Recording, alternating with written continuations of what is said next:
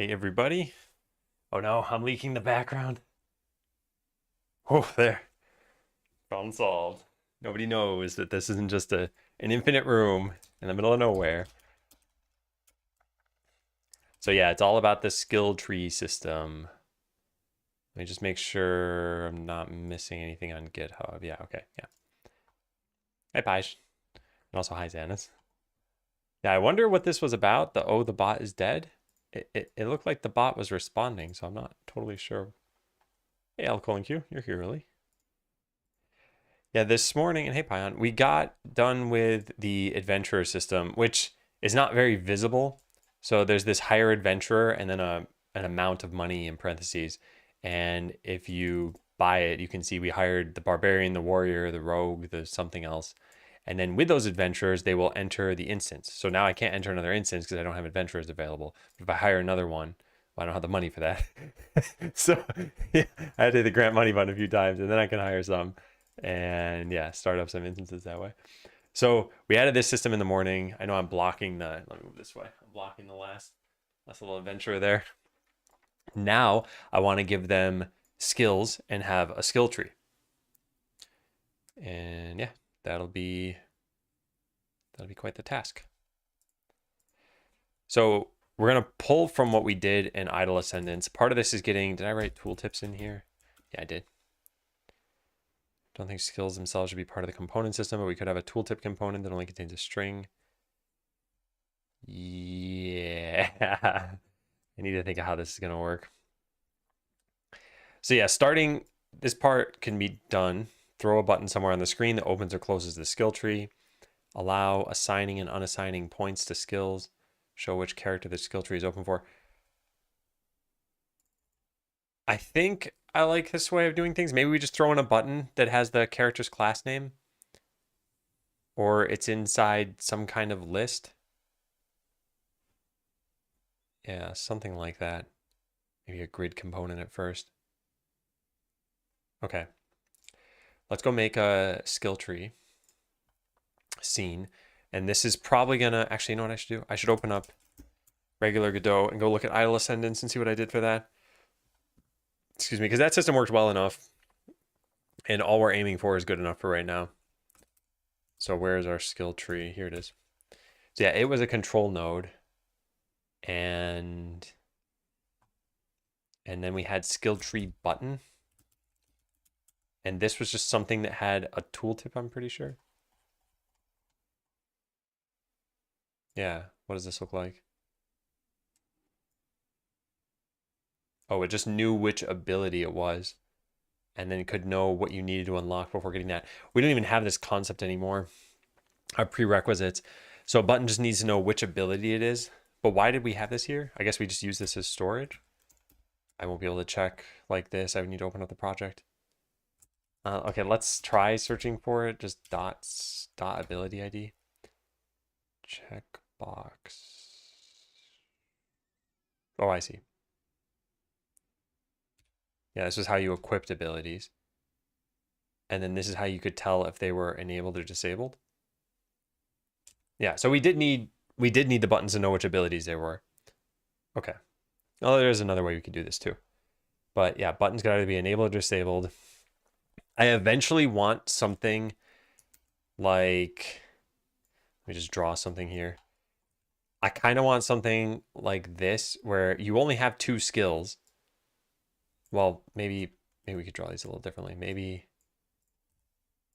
like you have your left skill and your right skill. And then let's say these triangles are modifiers. So there'd be 3 mods. And that way, I know this looks a little weird. So these middle things would be the skills, and then the outside would be the modifiers of those skills. And that way you could fit the entire thing in essentially like a 4x3 rectangle and only sacrifice 4 slots. Oh, I guess, yeah, 4 slots of that rectangle.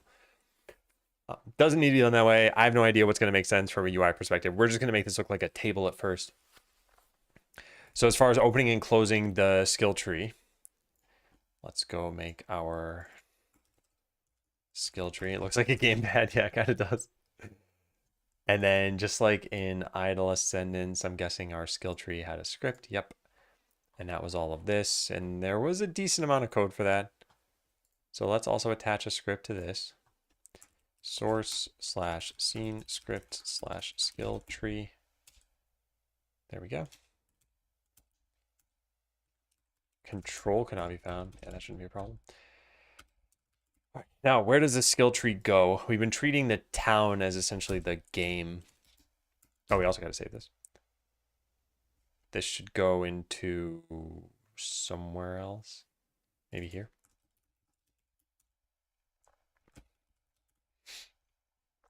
So we could put a skill tree in here somewhere.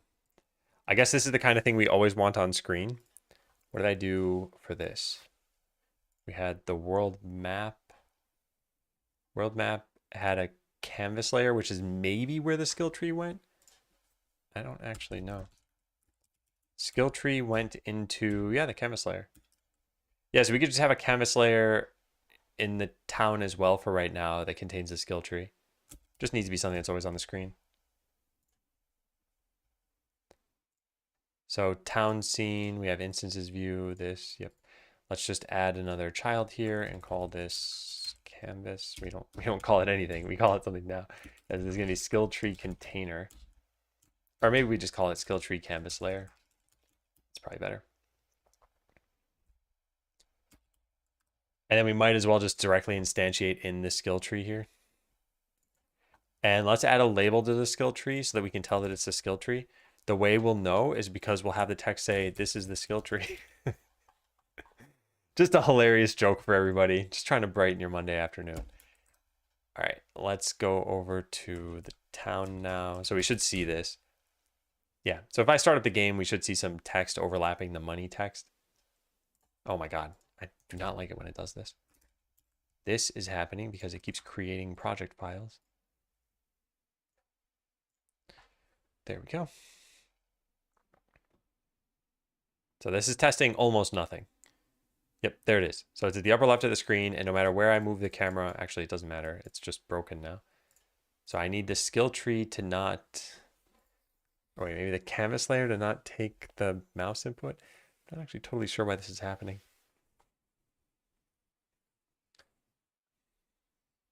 Skill tree should be a D&D monster. I like treants. Hey, Pretzel. Yeah, I'm not totally sure actually. Why is this? Why is this happening this way? The skill tree itself should ignore mouse input. And the label has it, well, the label has it set to ignore. I guess let's hit ignore on this too. I don't know why that would be making a difference though. Yeah, that is making a difference. Well, weird. How is this not a problem over here? The canvas layer itself didn't have anything like that. Not that it even could, I think. Then the skill tree had stop set to on. I think maybe I just made this take up more space than it should, but I can't tell how that even happened. Control will receive mouse movement input events and mouse button input events if clicked on. And the control will receive these. Oh, I think I want this to be set to something else. Yeah, I think pass is what I want. Does that work? No, that still doesn't work. How did I break this? It's so confusing. I-beam? If I do this, it'll let me know when the cursor is over this. Yeah, it thinks it's over it. Oh, wait, yeah, there it goes. Huh, thinks it's over it no matter what. But oh, the size is set to the entire screen. Oh, I didn't realize that. Well, then this makes total sense. Whoopsie doodle. All right, let's set this to just something like that. Sure. All right, that should fix it. Now I should be able to control the camera again. Good. Oh, that should not have been tough. So now we need something that will show and hide it. So let's go do that. We'll just turn this off by default. Actually, not there. We'll turn it off in the town by default. town can have the skill tree off. It could be the whole canvas layer. What do I do in idle ascendance? It doesn't even really matter. So somewhere we got this skill tree dot hide. This was the entire scene. So the canvas layer was just always there. Yeah, the canvas layer did not have its visibility set, nor do I think it really needs to. Okay, that's fine. So then in the town, let's make a, actually, let's just make another toggle button. Let's just throw another million buttons over here. Hey, Zudo. Welcome in.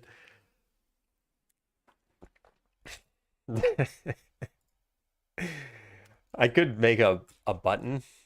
Like, do we have, yeah, we have a bunch of key press stuff. Yeah, I could just do something like this. This is at least the fastest way to do it for right now. So we'll go and put this here. So when you press T, it will show or hide the skill tree. And then I think we actually need to do event.handle. Oh, no. It was like get tree, set input. I don't know what it's called. Yeah, I don't remember. There's something that you do for marking as handled. Get viewport set input as handled. That's what it is. Get viewport handled. Yeah. And then we want to set the skill tree here. Private skill tree equals null. Cool. Let's get the skill tree. All right, where do you exist, skill tree? Town scene skill tree canvas layer. / skill tree.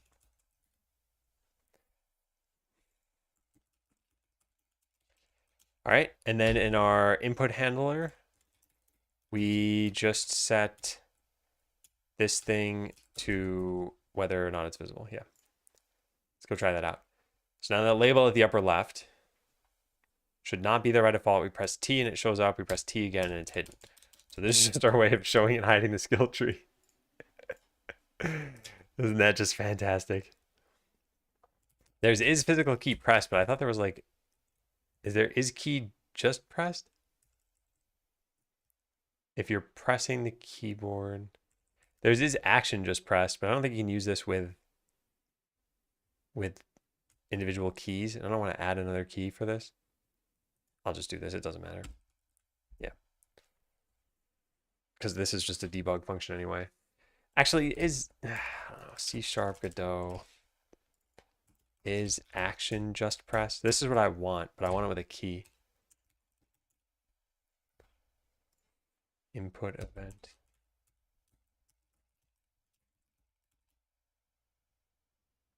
Oh.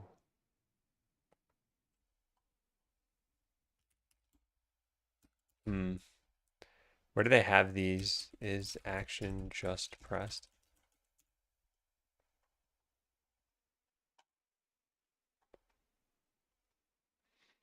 I probably should just modify the input map. Yeah. Or make a custom event handler. Fine. I'll modify this for now because we're probably going to want this in the final game. So it's okay to have this. So make a new like UI toggle skill tree. Yeah, except for I meant to put that here. And then we'll set this to the key T. Good. And then we have is action just pressed. UI toggle skill tree. Yeah, that. Cool. That should work. Now we shouldn't be able to hold down the key to have it keep toggling. Yeah, good. It's working. Okay. All right, so that's step number 1. Throw a button somewhere on the screen that opens and closes the skill tree. We did it with the keyboard, but it's pretty much the same thing. Now allow assigning and unassigning points to the tree. So I think we should just lay out the basics of the skill tree. Lay out the basic elements of the skill tree. without having any of them be functional yet. So we have number of skill points. We have the skill buttons themselves with plus and minus buttons to assign or remove points. We have the selected character and then the character selector. We have stats, I guess. And then, yeah, the class passive skill. These should probably show how many points are assigned. Selected character, character selector, stats, anything else? What did the original game have? Class goes here, available points. A close button, yeah, a close button would be nice. Close button. What else did we have in the original game?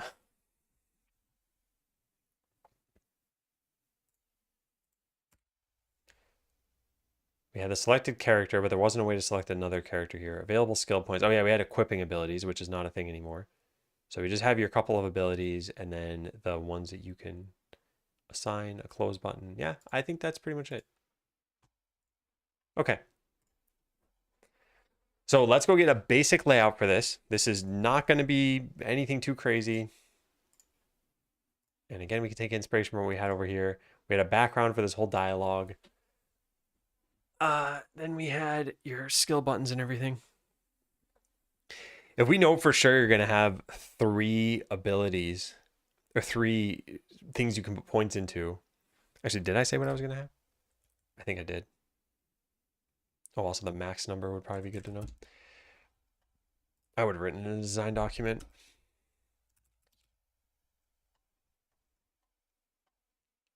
I don't know where I would have put that.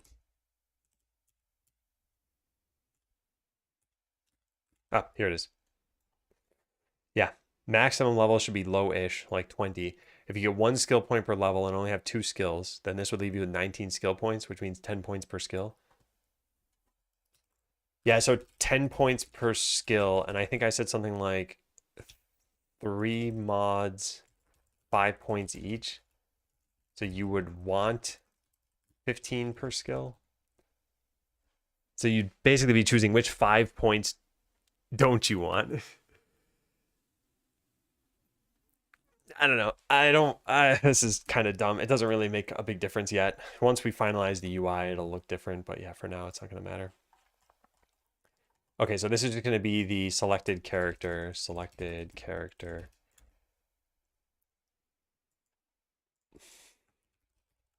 Selected character warrior.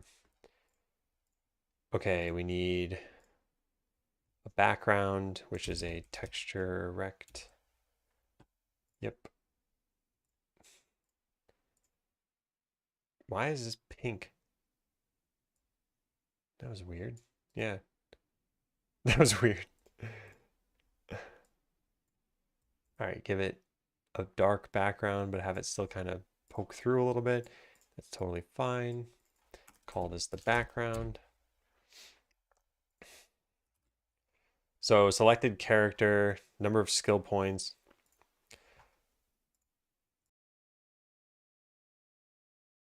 Excuse me, had to sneeze. All right, number of skill points, just duplicate this.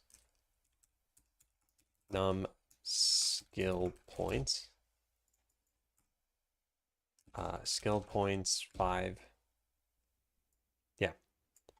Cool. Your class passive skill. So these for now, these are just going to be buttons. And we'll eventually retheme all of this stuff. This will be class passive skill. And this is a button. Class passive skill.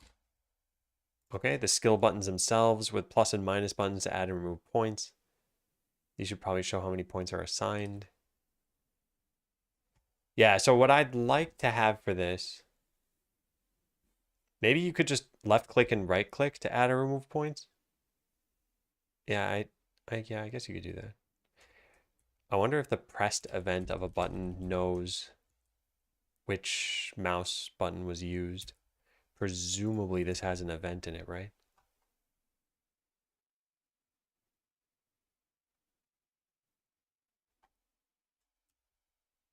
I think it's possible. C# Godot button pressed, right click.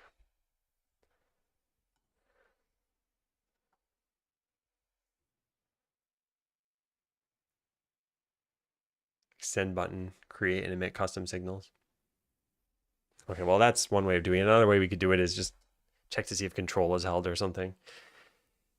Again, I don't want to spend too long on what does the UI look like, because if you have all the functions and you can make it look different pretty easily. Because something I was kind of thinking here, at least at first, was what if you had, your ability, let's say there's this little button on it. It's just mangled my shape that I drew. Okay, let's say there's a large button that looks like this. Wow, it really doesn't like that. All right, that's your skill button. And then there could be a plus down here and a minus down here. And each skill could look like that. You can make a UI action in the project settings, set the trigger to right click and check if that action is pressed. But wouldn't I, oh, I guess you're saying any button could check for input. Yeah, I see. How do you draw like that? This program is called Shotter, and the draw is just a tool in this. Yeah, so this is one of the ways I was thinking about it. Another way of doing it is just have buttons and left click and right click work. I think we're just going to go left click, right click route. Yeah, I think it's fine. Okay, so you've got your class passive skill. You've got your other two skills. Those are not buttons. Those are just labels. How do I get this out of here? Okay.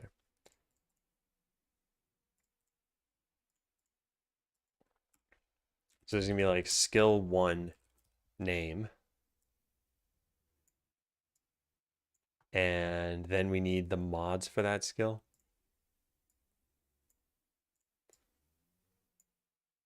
And those will be buttons. Yeah, so skill 1, mod 1. And then, so on and so forth with these things. I'm not going to make a bunch of buttons and labels because we're going to eventually fill this in ourselves. Then what's missing from here? So number of skill points we have, yep, at the top. Class passive skills right there. Skill buttons themselves should probably show how many points are assigned. We can just put in parentheses like 1/5. That's good enough for now. Selected characters at the top. Character selector's not there. Stats aren't there. And a close button's not there. Okay, good. Yeah, let's go add those things. So we need a close button. Close button. Close. Throw that up at the top. Cool. And then the character selector. So this I was thinking of having it be some like really basic thing. We could just have the entire top portion of this. Whoopsie. Could have this entire top portion. How do you move things as a group? Okay, that kind of works, I guess, but I'm probably moving the whole skill tree. I want to move all of you. Yeah, something like that. And then I want a grid container of a bunch of labels which represent the other character classes. Character, or let's just put char class here. So this would be warrior, and then just duplicate it a bunch of times. And then just make this allow for maybe 4 columns. Yeah. So this would be how you select for right now. It's really stupid. I don't care. They also all would have been buttons instead. Change type to button. Yeah, and then delete all of these. And then duplicate these. Yep. And then put the background behind that. Yeah, so not at all clear what this is doing, but it will at least work. And that's what matters. Hey, coffee. And now the selected character, if we're just going to have buttons for every character anyway, it can just highlight one of them. Although we could also just say which one's selected right here. But also these would all be different classes. So like warrior, mage, warlock, whatever. And for the first checkpoint anyway, we're only going to have like 3 or maybe 4.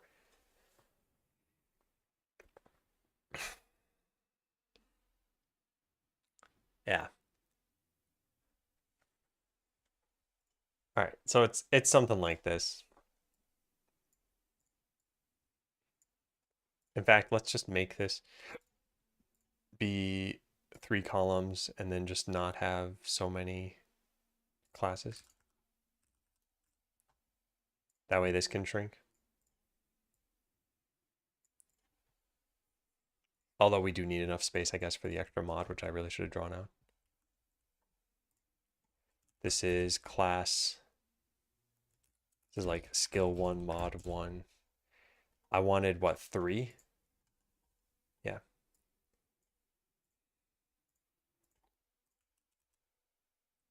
Why is this pasting so weirdly? Where's that going?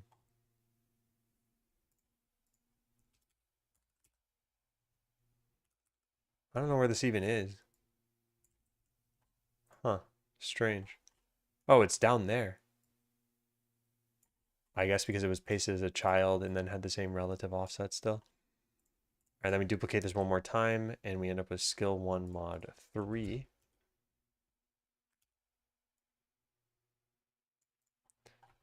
There we go. And then since we have the space, we can make this be columns 5 and then bump everything up. Okay, great. Yeah, so in general, this is probably what it'll look like. And we need tooltips for all these things. Press F to focus on the selected node.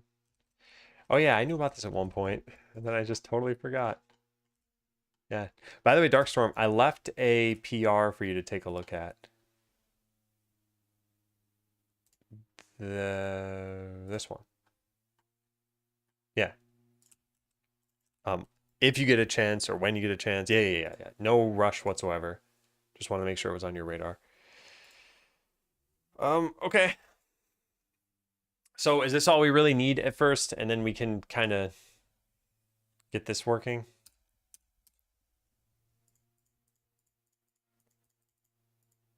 Yeah, I mean, it does look like trash. Hey, wait a second. Why? Something's wrong here. Why is the font, why does it look the way it looks? The project settings should have been such that, how'd these get here?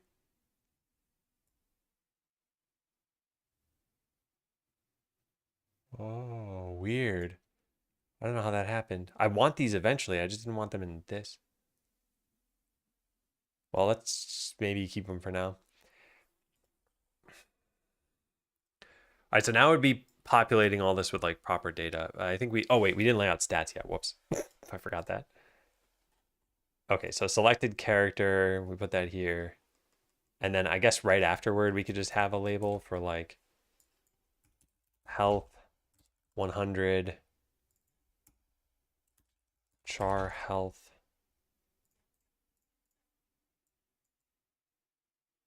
I don't know where we want to put this, so we'll probably just put this vertically for now. Those are from the PR. They were, but then I got rid of them, I think. Char power and char fortitude. I wonder if we should just rename fortitude to defense. All right, power 10 and fortitude 1. All right, now we just lay those things out a little bit better. Something like that. Great. Look at that. Look at that beautiful UI. I'm a designer.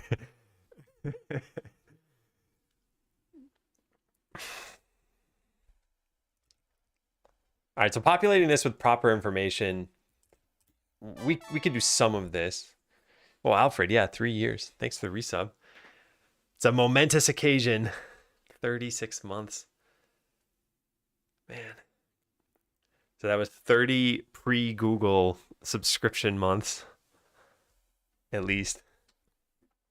So that was definitely in the Botland days. All right, well, we mocked all of this up. So I'm gonna check all these boxes.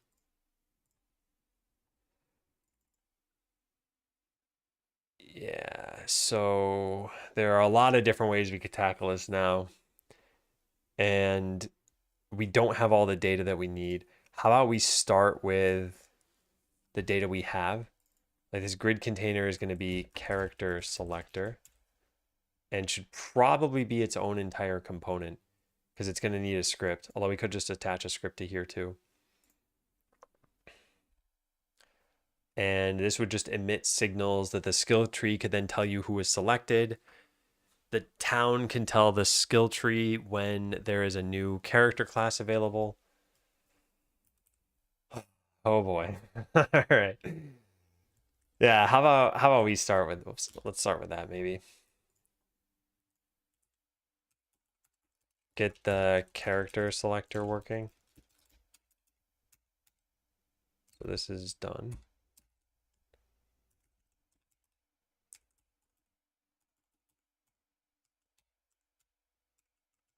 So when you hire an adventurer, add them to the character selector. There's no firing an adventurer, so we never need to remove them. So this is purely additive. So add them to the character selector, show which character the skill tree is open for. I guess maybe default it to your first adventurer. If there is no selected adventurer at first, select the character that was just added. Show which character the skill tree is open for. Yeah, this is... We could apply some special styling to the button. Oh, we have a label for that. Yeah, this is just a label for now. Yeah, that way we don't have to worry about any of that nonsense. Is there anything else with selecting characters we would need to do? Yeah, I think that's probably it. Then after we're done with that, populate the stats. That's the easiest part. But then we're going to need some kind of event for when those stats change. And the stats could change when you complete a quest, when you level up. I think just in those two cases. You can get rid of the plus and minus. Yeah, the plus and minus aren't there. It's just a button, and you left click or you right click it.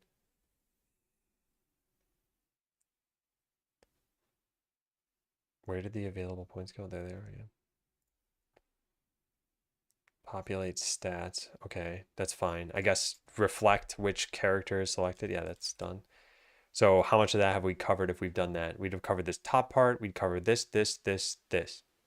Yeah, so we would not cover the number of available skill points, and we wouldn't cover the skills themselves.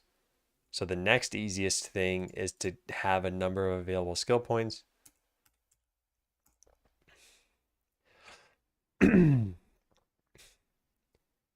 I guess keep track of how many skill points you have available. Who would even track this? I guess the adventurer themselves. And I suppose their abilities component could potentially know about it. We have an abilities component is just a wrapper around some abilities. So we could also throw in something here like public int num skill points or whatever. But then enemies would never use this. So we could have another component altogether that was like available skill points. I think that's probably the best way of doing it, another component. Because that way only the things that need this data have it. But at that point, what actually makes an adventurer an adventurer? Because why not just throw this into there then? They have a class, they have whether they're in battle, and yeah, I think they'd have a number of skill points. Okay, so let's throw it into that then. At least for now. We can always split data up pretty easily because of the component system. This should probably start in What is wrong with my typing? Start in adventurer component.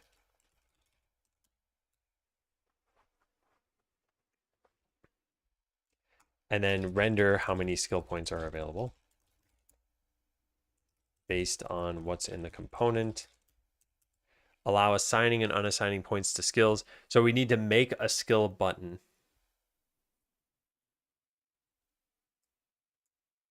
Oh, level. I never showed level anywhere. Although all of your characters will always be the same level, so it's not actually super important. But yeah, just delete that for right now. So this is done. So I guess the next thing would be render buttons for each ability that the character has. No need for tooltips yet. Then allow assigning and unassigning points to skills, and show tooltips.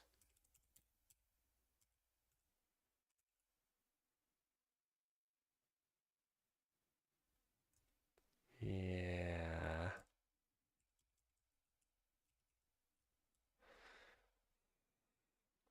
Why not in the skill tree? Is it just for rendering the data from characters, or the characters have the skill tree? It's just for rendering data from the characters. So there's one skill tree. Okay, I think this is a pretty good set of things that we need to do. All right, so get the character selector working. I think this should be its own entire script. So let's make a, I don't even know where we put this.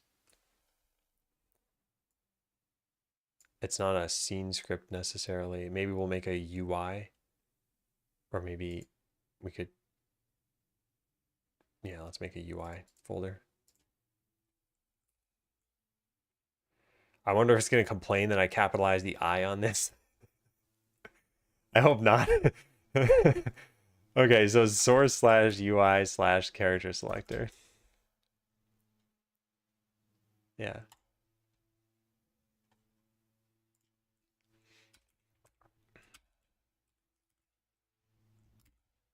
So when you hire an adventurer, add them to the character selector. So the town knows that you hired adventurers and then needs to tell the skill tree that you got an adventurer. It can be in the scene scripts. Look at scene scripts / town. We can, yeah. And I recognize that town is really, I guess, instances manager is separate. Hey, Slash. Thanks for rating. Oh man, I'm like, I think I'm starting to get sick. And Benz, thank you for subbing. Yesterday, I mentioned we've been going on these really long walks lately, and yesterday we walked for about 13 miles, and it was raining for most of it, and I was like frozen. It is not warm enough to be walking in the rain. And I've been coughing a little bit, but I've been mostly clear. Now there's brain fog setting in. Regardless, thanks for the raid. Welcome in, everybody. His unkind murder party have channeled their arcane energy to teleport here and steal your supply of arcane crystals. Well, I have no more arcane crystals. They went away with a sickness. But you can take some used crystals. We're working on the skill tree today. So here's this mock-up that I did. This is not supposed to look great. We have a character selector at the top of the tree because there's no other way to select characters right now. So you'll have, let's say, 2 characters, a warrior and a mage. And the way you pick which one you're choosing skills for is just by clicking one of these buttons. So yeah, welcome in. Feel free to ask any questions you have about the game itself. There's a tiny FAQ here. I also added the logo to this, or the working logo for now. So yeah. So when you hire an adventurer, add them to the skill tree. So let's go and... How do we want to do this? I think we can just tell the skill tree directly that we've added this. Oh, it keeps doing this thing. Why is it doing that? Some change that keeps getting added back in. Hire adventurer. By the way, what'd you learn today? /G8. You've been giving me updates. It's been nice hearing about how it's been going. Skill tree dot hired adventurer. And well, I guess we should probably just pass in the adventurer itself, huh? All right, skill tree now needs a public void hired adventurer. Adventurer. What makes them? There's nothing about this that makes it care that it's an adventurer, right? No, it doesn't. In fact, why do we even have the town here? This isn't needed. There's nothing I needed to really construct for this.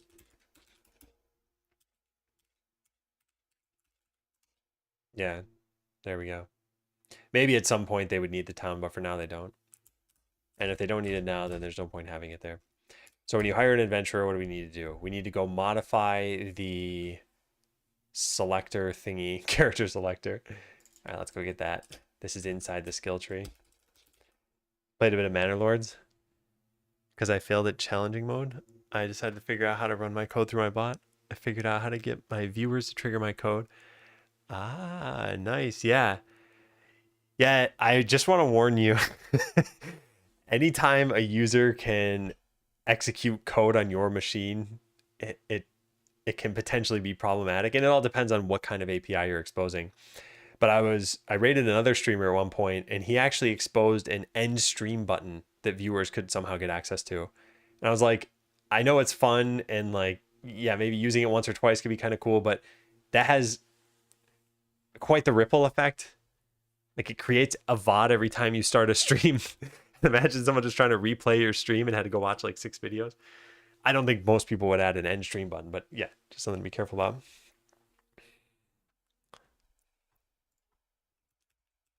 And if your APIs, like change the text color on screen or something, yeah, that can't really be abused, or at least not in a security way. You could probably make the color invisible. Hey, Feoris. Discovered your channel today? Well, welcome in. Yeah. Good to have you here. Run a Python script to save to text files. So I run a closed loop normally. Yeah, I guess it all depends on what you're doing with those text files, though. Am I still with my Corn keyboard? Yeah, I'm still using the Corn keyboard. I've got a little keyboard cam just to the side of me that you can see here. And this one that's showing here is the Corn. Find the end stream button. Yeah. Fun for everyone but the streamer. Okay, so we have this hired adventurer here. This needs to go into, oh yeah, I remember what I was doing now. We were gonna save off what I had done like this. I'm gonna put this here. This is gonna be the character selector. We don't even have a character selector yet. Then we go get the ready command, copy paste all of this, put it over to here. And we save off the character selector.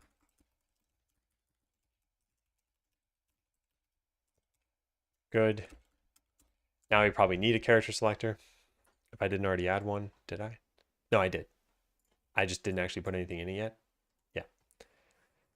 Viewers can only input text type 4 to the AI. I'll make sure to, oh, I see. Yeah. That makes sense. Yeah, the API doesn't have any programmatic control over your computer. Totally fine. And I hope I don't sound, either condescending or, I don't know. I just, I've seen some people do questionable decisions when it comes to this stuff. Then again, I've also seen streams where they really take interactivity to the max and they've got tons of stuff going on all the time. And for some people, they like that. And for other people, it's a little overwhelming. I tend to prefer a much more bare bones kind of clean setup. So I have very little going on the stream itself. It's my video, my keyboard camera, and then my monitor. I only have notifications for like subscriptions and raids.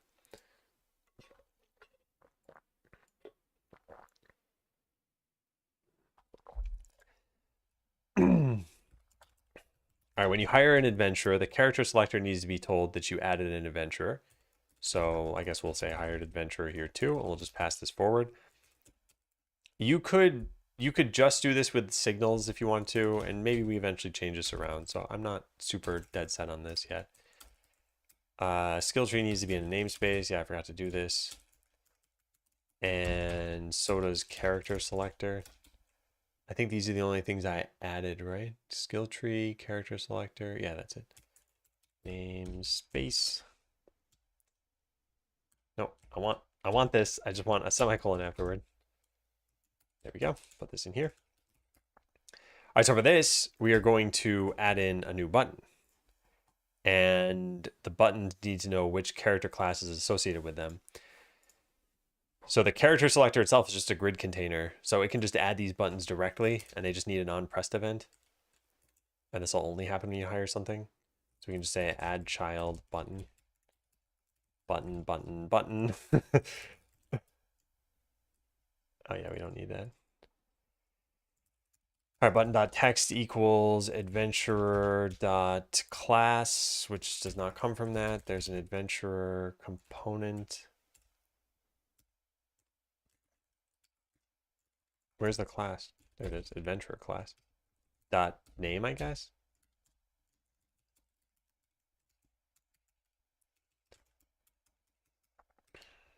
Doesn't have a definition for name. What, toString?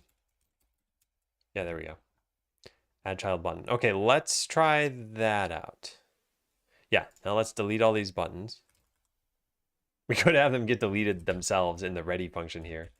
Like, this would be a little strange. Public override void ready. And all we do is we just clear out all children. I don't even know how to do that. Is there a way to like clear, remove child? Okay, so we can iterate over everything and we can delete them all. But is there a way to wipe them all out? Just search for it. GD script delete all children.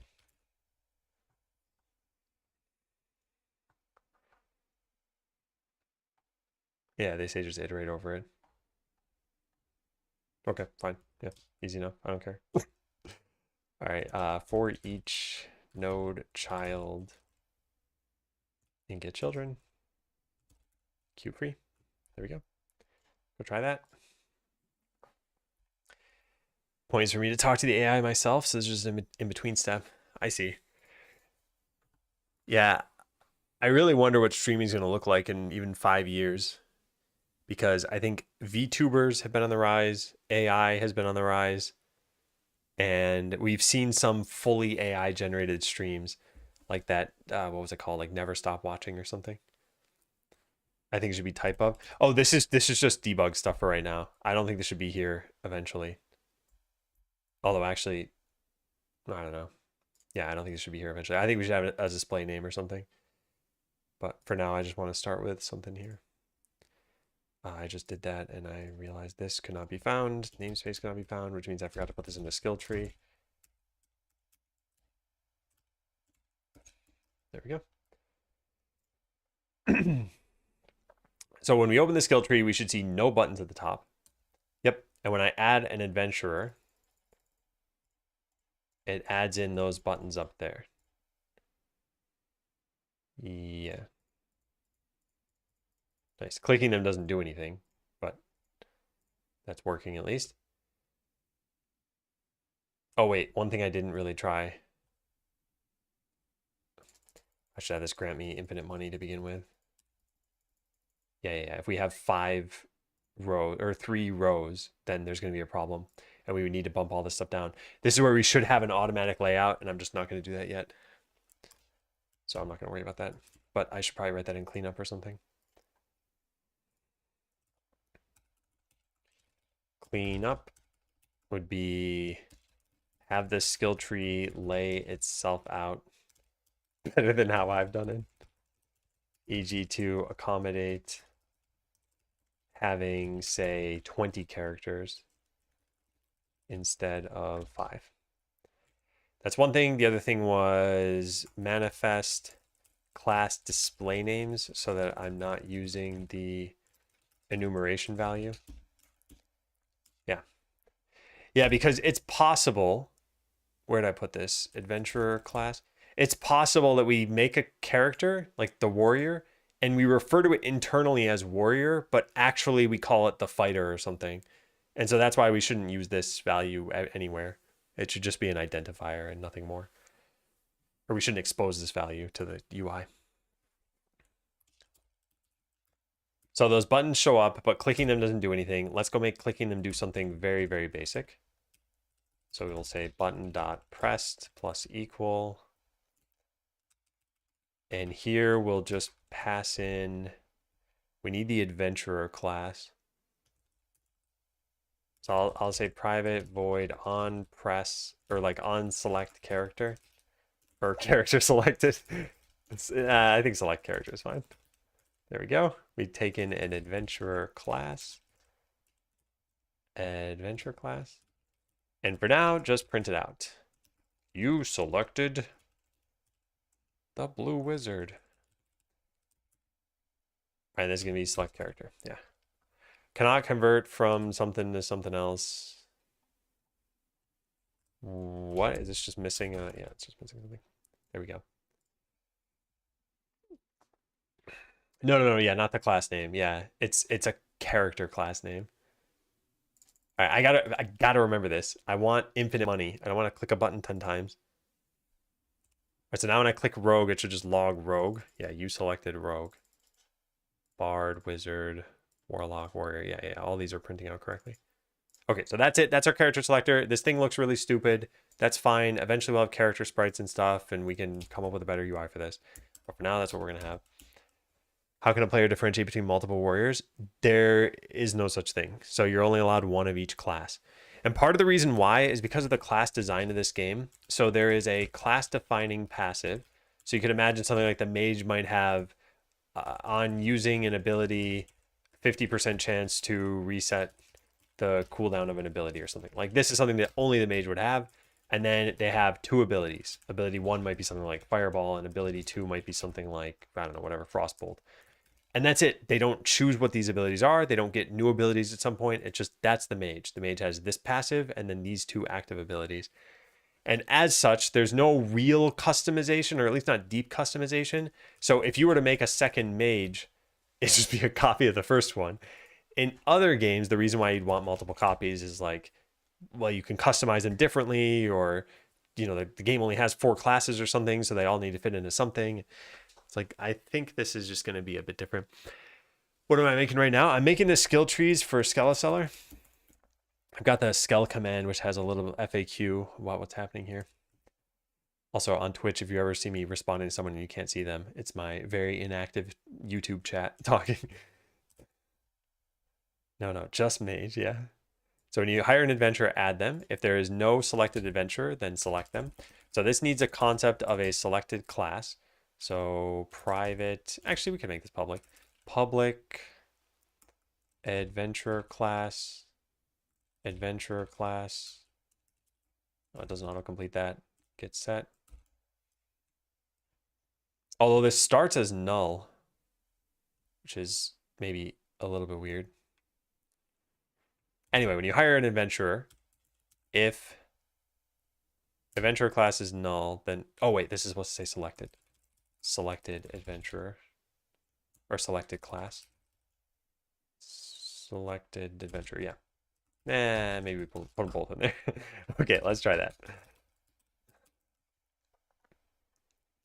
The result is always false since a value of type is never equal to null. Oh, because it has to have something set to begin with. Oh, so we need a Boolean to track whether we've ever set this. Private bool. Actually, no, we don't even need a Boolean because we just know how many buttons we have. So let's figure out how many buttons we have here. Int num adventurers. Actually, hired adventurer could just tell us too, but this is also fine. So if num adventurers is 0, then set it to the one that you pass in. Okay, so now that's done, but technically this should probably be done like so. Select character. Then we put this down here. Good. Okay. Now show which character the skill tree is open for. This is just a label. Yep, it's right there, selected character. So we're gonna say, we're gonna get that label. This is gonna be saved like we did with this. Where is it? There it is, yeah. Okay, so we're gonna say label, what's this called? Selected character label. Okay, copy this over to the character selector. Good. Then we get this from here. Selected character label. Cool. I'm typing into this file just so that I can copy paste some of it. And we just put this into ready. Next, we have a function for this. This might be a dumb idea, by the way. Oh, this doesn't even go here. What am I doing? Oh, man. I wasn't thinking. This is in the skill tree. Whoopsie doodle. Let's go put this up here then.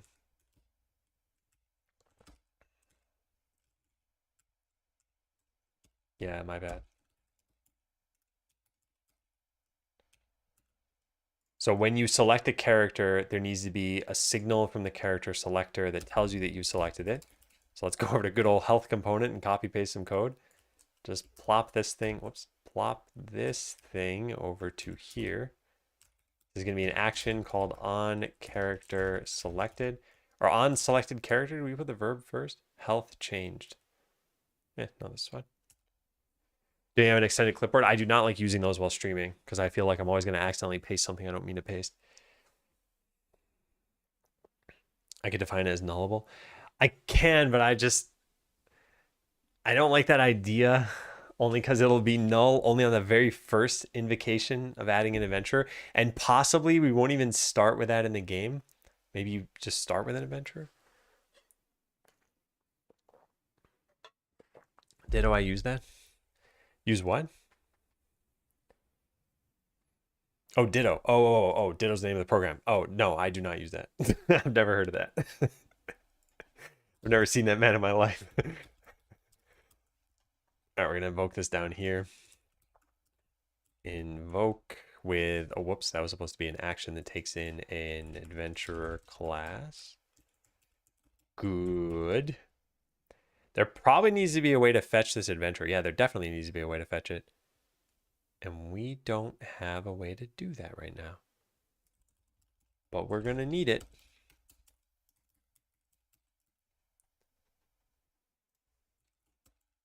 All right, there we go.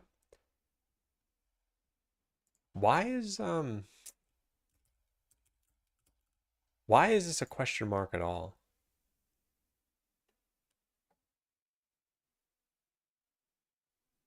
Couldn't I just say this is null? What sets this? And then down here, just do dot invoke? Because you have no subscribers? Oh, I see. I didn't think that's, okay. Interesting. Well, that makes sense. Okay, so now the skill tree listens to on character selected. So in ready, we get the, oh nice, it already knows. Wow, would you look at that? It did everything. That was easy. I think I just want the word character in here. Yeah, that's it. Should work. If you trigger the event and there are no subscribers, nothing should happen. Yeah, but okay, maybe I'm misunderstanding Darkstorm. I guess we could just try something here. Let's try this. So let's go into the character selector and let's get rid of this question mark. And down here, get rid of this question mark. And up here, set this to null. Does this mess something up?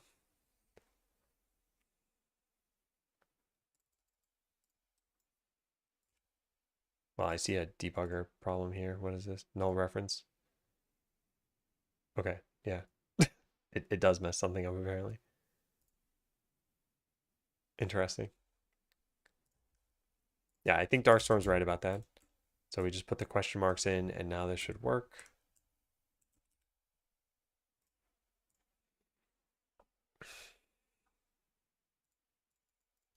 Gotta remember to give them money. Yeah, it says you selected sorcerer. This doesn't say it. That's weird. How's that broken?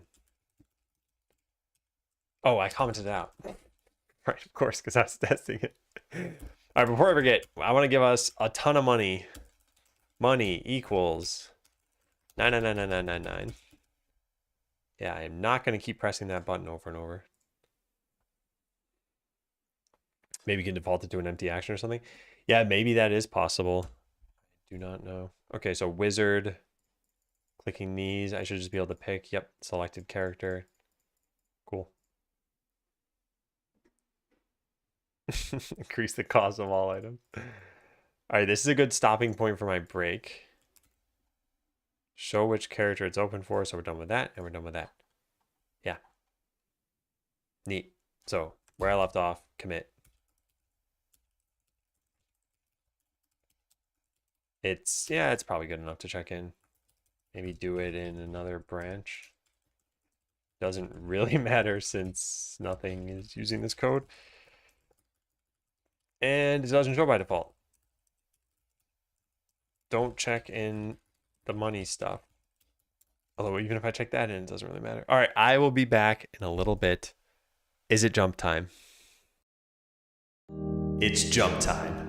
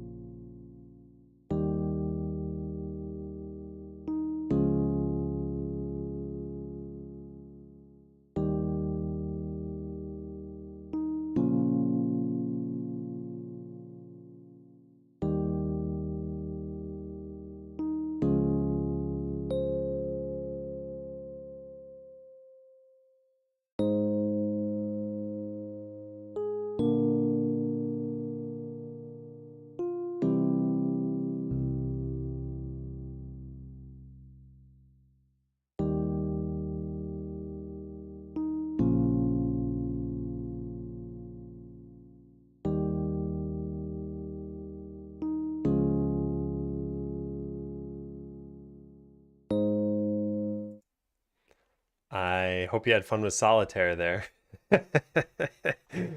Hey, John on YouTube. All right, close the game.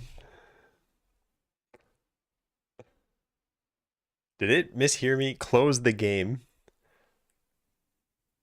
What is it? What did I hear the first time? You respawn on yourself. Yeah. Plan to do a few live streams of development of my game. Do you have any advice? Yeah, I don't know where this is at this point. Dev stream, maybe? Where did I put this? Where did I put this? Log.bot.land. Oh man, I have no idea where this is. Dev. Ah, here it is. Okay, I wrote this like 8 years ago, but I think it's mostly still true. And I more recently did a video,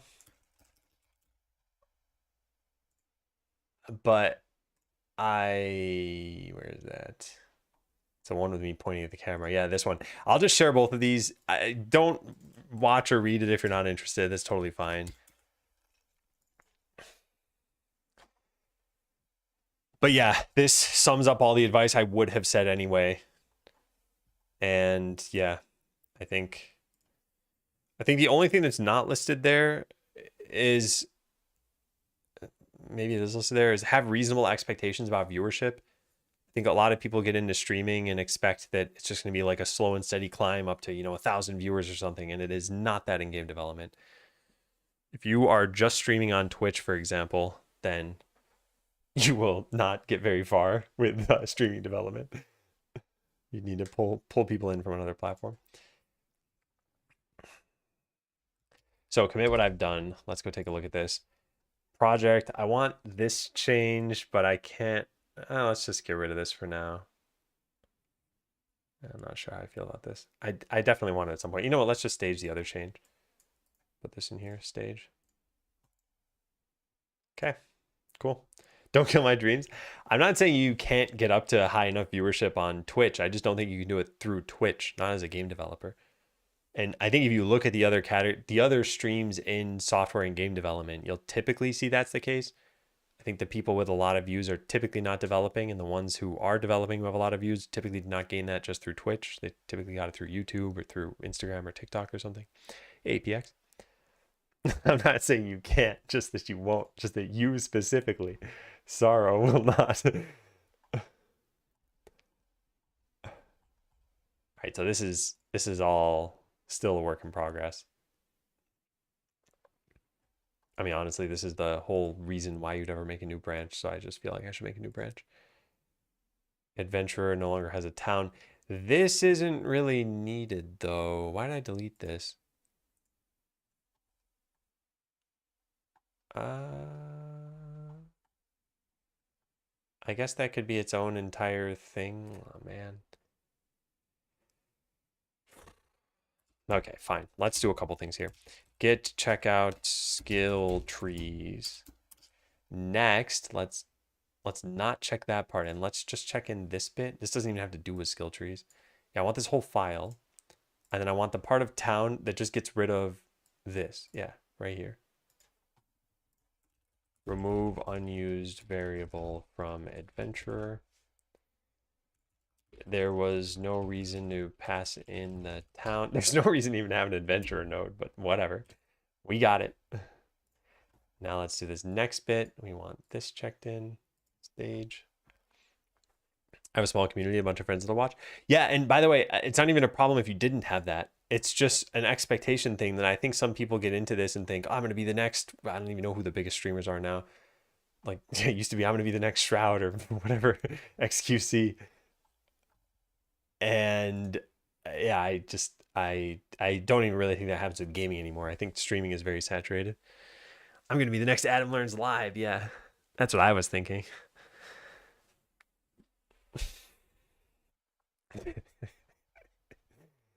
Okay, so skill tree, we're going to check that in. Town, check this in. We now have the skill tree in the canvas layer.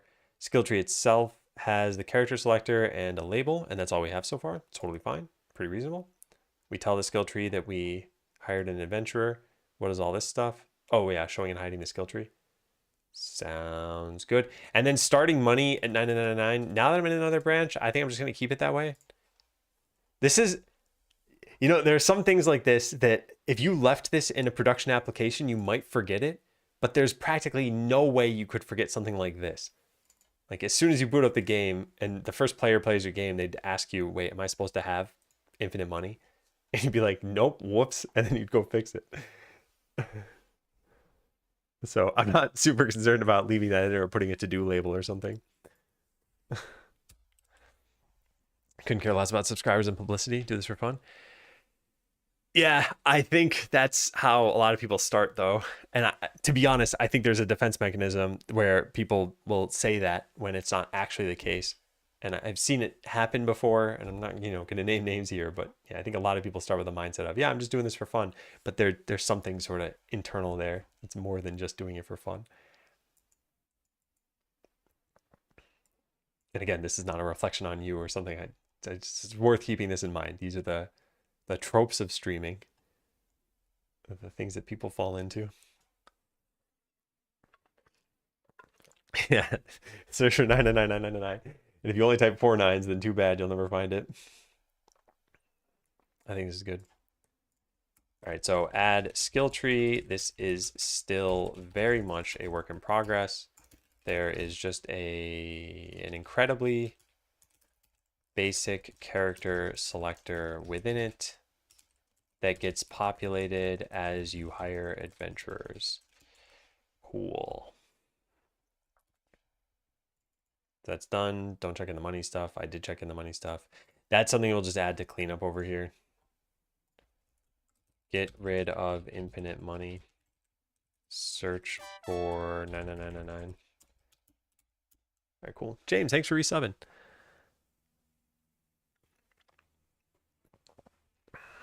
Do you have a command for the type of game you're creating? The type, I have the Skell command, which kind of talks a little bit about the overall like gameplay and everything. At least I think it does. Yeah. But I'll just show you the game because I think it's close enough to what it's gonna be gameplay wise, where I think you get a pretty good idea just looking at it. But it's still very early in development. So the way this works is you have a town and you're a skeleton, and you see these customers walking around. They've got $100 each, except for we don't have items. So what we need to do is we hire some adventurers and we get into a battle. So now this battle plays out automatically. They just pick which abilities they have. All this is very early on, so just imagine, there's actually stuff happening here, not just numbers flying around.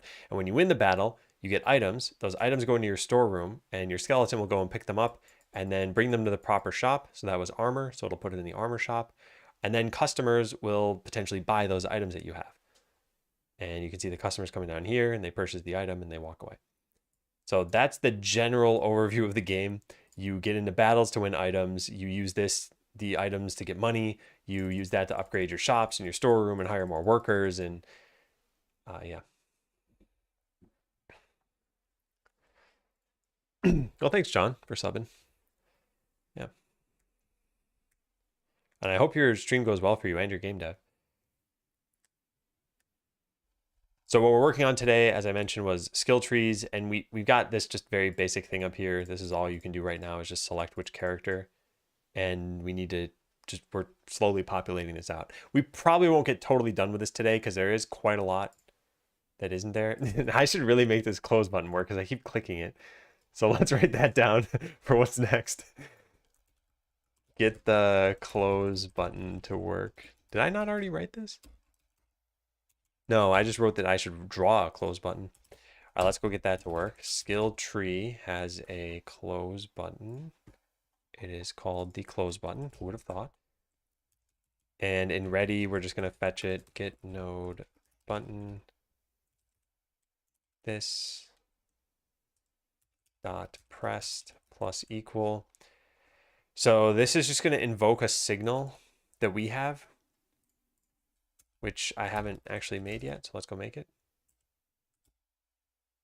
KQ up here. I don't know where you put this in relation to the private stuff that I have above, but whatever. Oh, we don't even need this. What am I doing? It's an action that is nothing. It's just on closed. Or on closed skill tree. On closed, on closed. There we go. Oh, you can't do things that way? Wait, can you really not do things that way? I have to do it that way, I guess. Okay, sure. Thanks, Foopsie. Yeah. Yeah, so the current goal is Friday of next week, launch checkpoint number 1, which is slightly more than what you're seeing here. So I want people to be able to give feedback. I want there to be some basic goal in the game the goal might be something like, you know, get $10,000 or win a battle against the boss or something. I don't know. I don't know what it's going to be, but I want there to be some goal, and that way you know what you're working toward, and you can figure out, okay, am I having fun doing this? If after, you know, 15 minutes am I bored, or do I want something more to be in the game? And that'll help steer where we go for checkpoint number 2. I do have a vision for what the overall game looks like. We just should be testing it at frequent points. All right, so on close is invoked from here. Now we need the town to go check in ready. Skill tree is right there.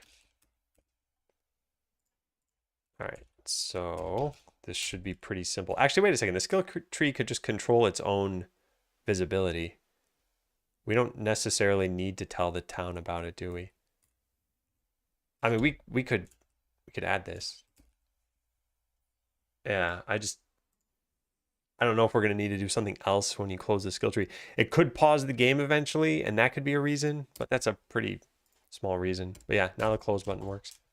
So does pressing T on the keyboard.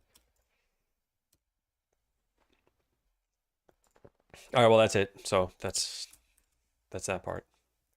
We can go check that in. Yep, that looks good, and that looks good. Make close button work. So that part is done. Next, populate the stats. Okay, so this is on selecting a character. The skill tree has labels for all the stats, so let's go get those labels. They are char, health, power, and fortitude.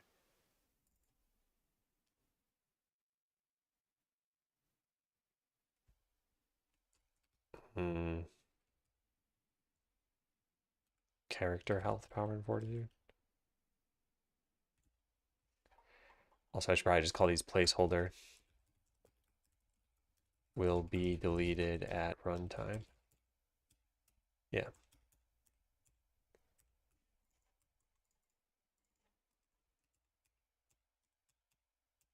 Can you change the name of many things at once? You might be able to. I guess I only have a couple more of these left, though. There we go. All right, character health, character power, and character fortitude. So let's go copy the first one of these and then get these 3 labels. Character health label, power, and fortitude. Okay, now when you've selected a new adventurer, we need to update these things. And that's here. And it should just know what I want.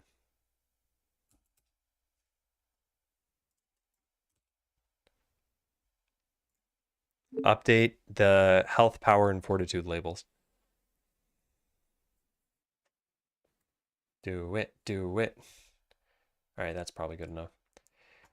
Okay, so now adventurer class is not what actually exists here. We need to fetch the adventurer itself. And the character selector doesn't have a reference to that. We get a reference to the adventurer when we hire them, but when we select one, it's only the class that we know about. So this needs some way of fetching the character by its class. And I could do this. I could pass in a town reference, and that's certainly the easiest way of doing this thing. I don't think the skill tree needs to keep track of the adventures itself, so I think I'll go the town route. So let's make a public void init town equals town. Cool. Now let's go make one of those. Private town. Good. Now when we make this skill tree, this could be here, skill tree.init this. And I guess we'll make a set up skill tree now that we've got a couple of different things here. Private void setup skill tree. Yep. And then bump this down to the bottom of the class so it doesn't complain at us. Good. Now we have the town. Now the town can give us an adventurer based on the class. Although this would be public. So put this here. Public adventurer ? Get adventurer by class. And it should just know everything I want here. Yeah. Go through each adventurer, get its component, check if the class is correct. Yeah, that's fine. There are some things I just trust the AI to do totally fine here. So when a character is selected, let's get their actual adventurer node. Adventurer equals town get by class. Now we get their battle stats component, ESC, and we get their health component. And then we populate these things, HC dot, I guess just max life is all you care about. And then this is power and this is fortitude. All right, there we go. Now we just change this here. All right, converting null. That is not. Oh, this is a question mark. Yeah. This should never be the case that this could be null. So I guess let's do an argument null exception dot throw if null adventure. Okay, let's try that out. All right, what do we even just do? I made it so that I just do. Oh yeah, we populated the stats. Unfortunately, there's no way of knowing this worked because I think I set these numbers to what they are in the code as well. So let's go change that. New health component. Yeah, this is in adventurer. Yeah, so adventurer will give them, let's say 200, 20, and 2. So if the number does not have a 2 in it, then there's a problem. Then we'll run this. There's a debugger thing over there. We got to fix that. All right, yeah, that is a problem. That's probably what the debugger error is, huh? This is character health label. I never got any of the labels. That's what the problem is. Character health label equals get character health. Should know what the other two things are that I want. Great. Try and tell me it's not going to work. Try it. Try it, code. See how I react. Yeah, there we go. 200, 20, and 2. You know what we could do? We could make it so that instead of initializing that with 200, wait, no, what was it? 20 and 2. There it is. Yeah, instead of doing this, we could make random numbers here. So gd.rand_i %1000 and those as well. Yeah, that way every adventurer has slightly different stats, and as long as they're the same when we click that adventurer, it's okay. All this is proving is that selecting new characters works. Yeah, so monk has 195, 756. Yep, and when you select it again, it just goes back to that. Yeah, nice. All right, so those are populated. Let's check it in. In fact, let's keep some of the randomness here. Not that much. Like 100 plus gd.rand_i %10. Power, actually, how about this? %50 and just not even change power that much. This would be like +2. And this will just be %2. Oh, there's a unary plus. Well, wait, what is the point of that? I wonder if it forces something to be positive. All right, so mostly we're just going to see the health change. Yeah, fortitude only changes by 1, and wasn't power supposed to change by more? Oh, no, I didn't do that. 3. Okay, well, whatever. It's working. That's all. Let's check this in.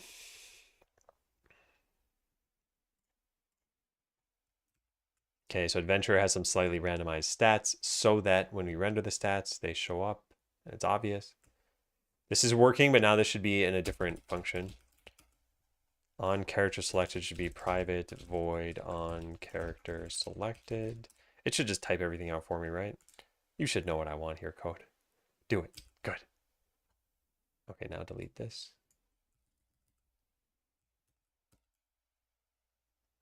No overload. What, it deleted adventurers class? Adventure class, yeah.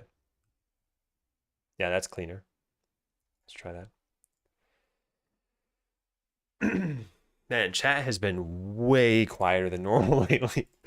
I think it's that I'm not really having conversations. I'm just narrating what I'm doing. But yeah, I don't even think it's a view count thing.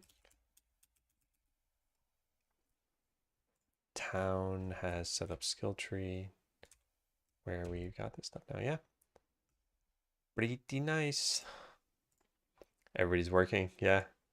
I've done it. I've made the ultimate co-working stream. Lurking. No, it's fine. I don't mean to call people out or something. That's really not my intent. It's just commentary. That's all.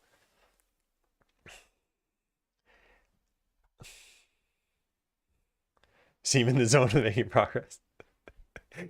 It is actually pretty productive. It's been pretty productive for several streams in a row too. I think when I'm coding, it's fine. I think when I am stuck on game design, then it's not fine and I start worrying about stuff. And this is one of the most recent decisions that we changed, and I'm still pretty happy that we changed it.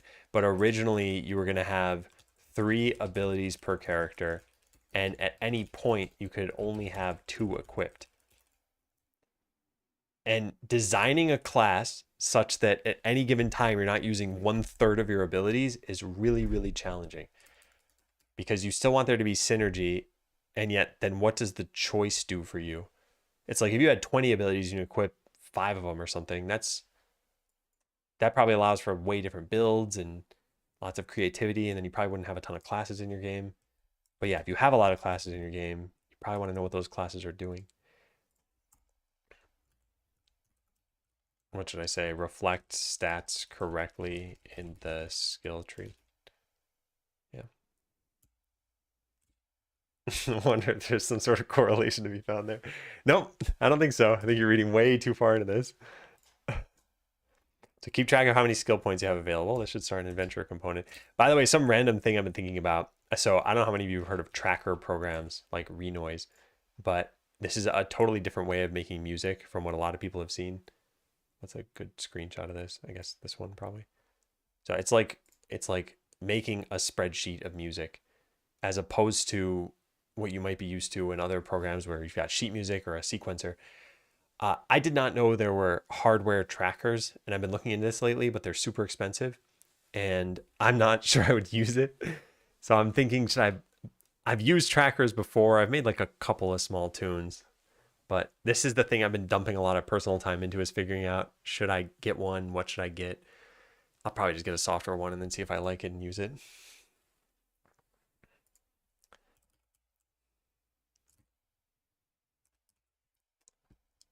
Looks like hex fields for programming SNES soundtracks behind. It pretty much is, yeah.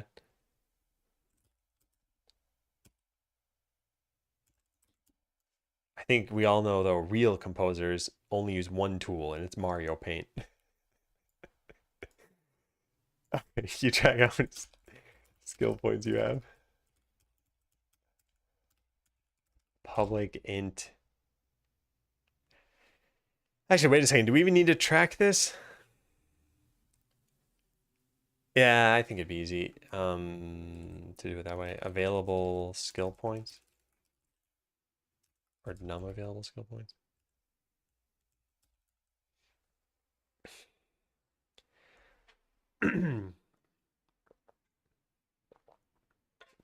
So this starts at 0. We don't have a level up function, so there's no way to increase this.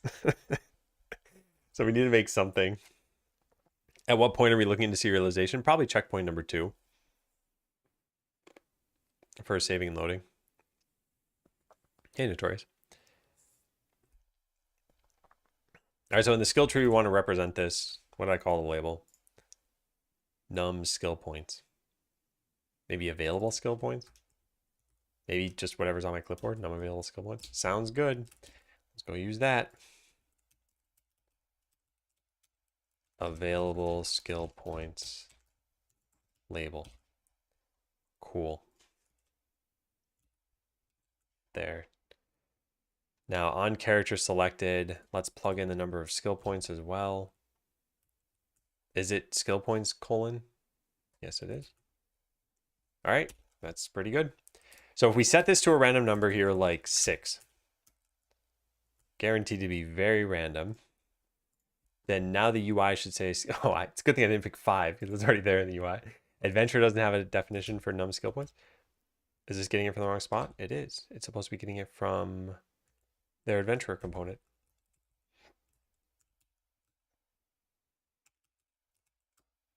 Yeah.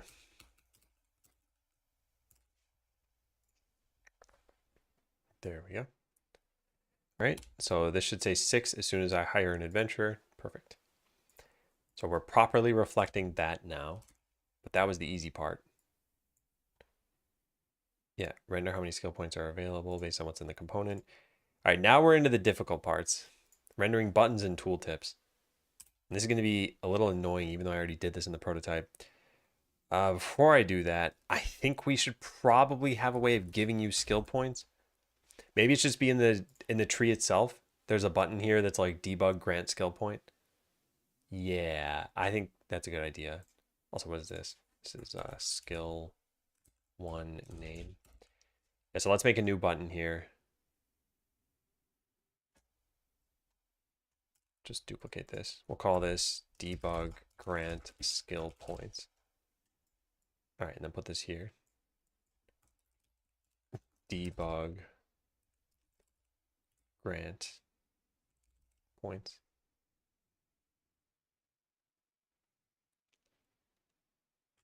Yeah.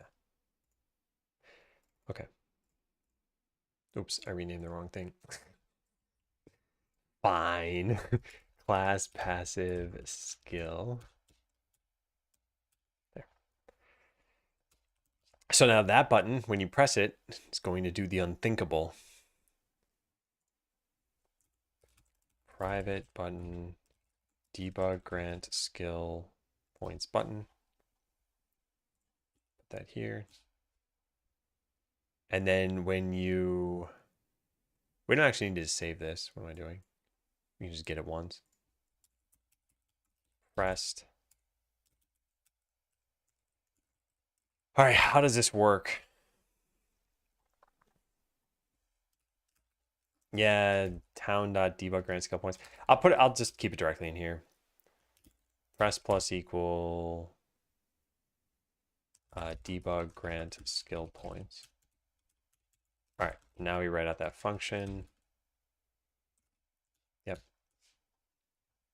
Get adventurer by the selected character.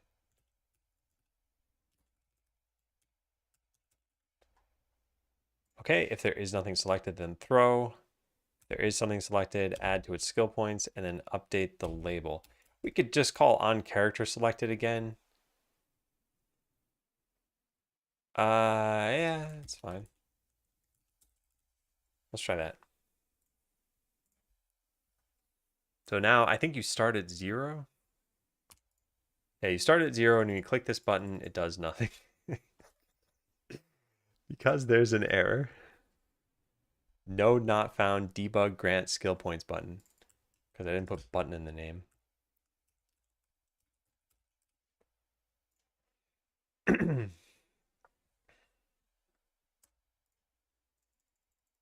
Hey, it's working.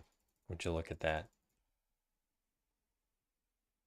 Yeah, so this button needs to be deleted at some point. We probably need this concept of... actually, wait a second. How will you level up in the first checkpoint? I did not think this through. Yeah, I think we're going to have to write this down for this week, yeah. Maybe allow for leveling up all of your adventurers by spending money. Make sure new adventurers are auto-leveled to your guild's level. Otherwise, there's no way to get skill points. There's something else as part of this. Oh, what was it? You got to be able to level up, and you got to be able to...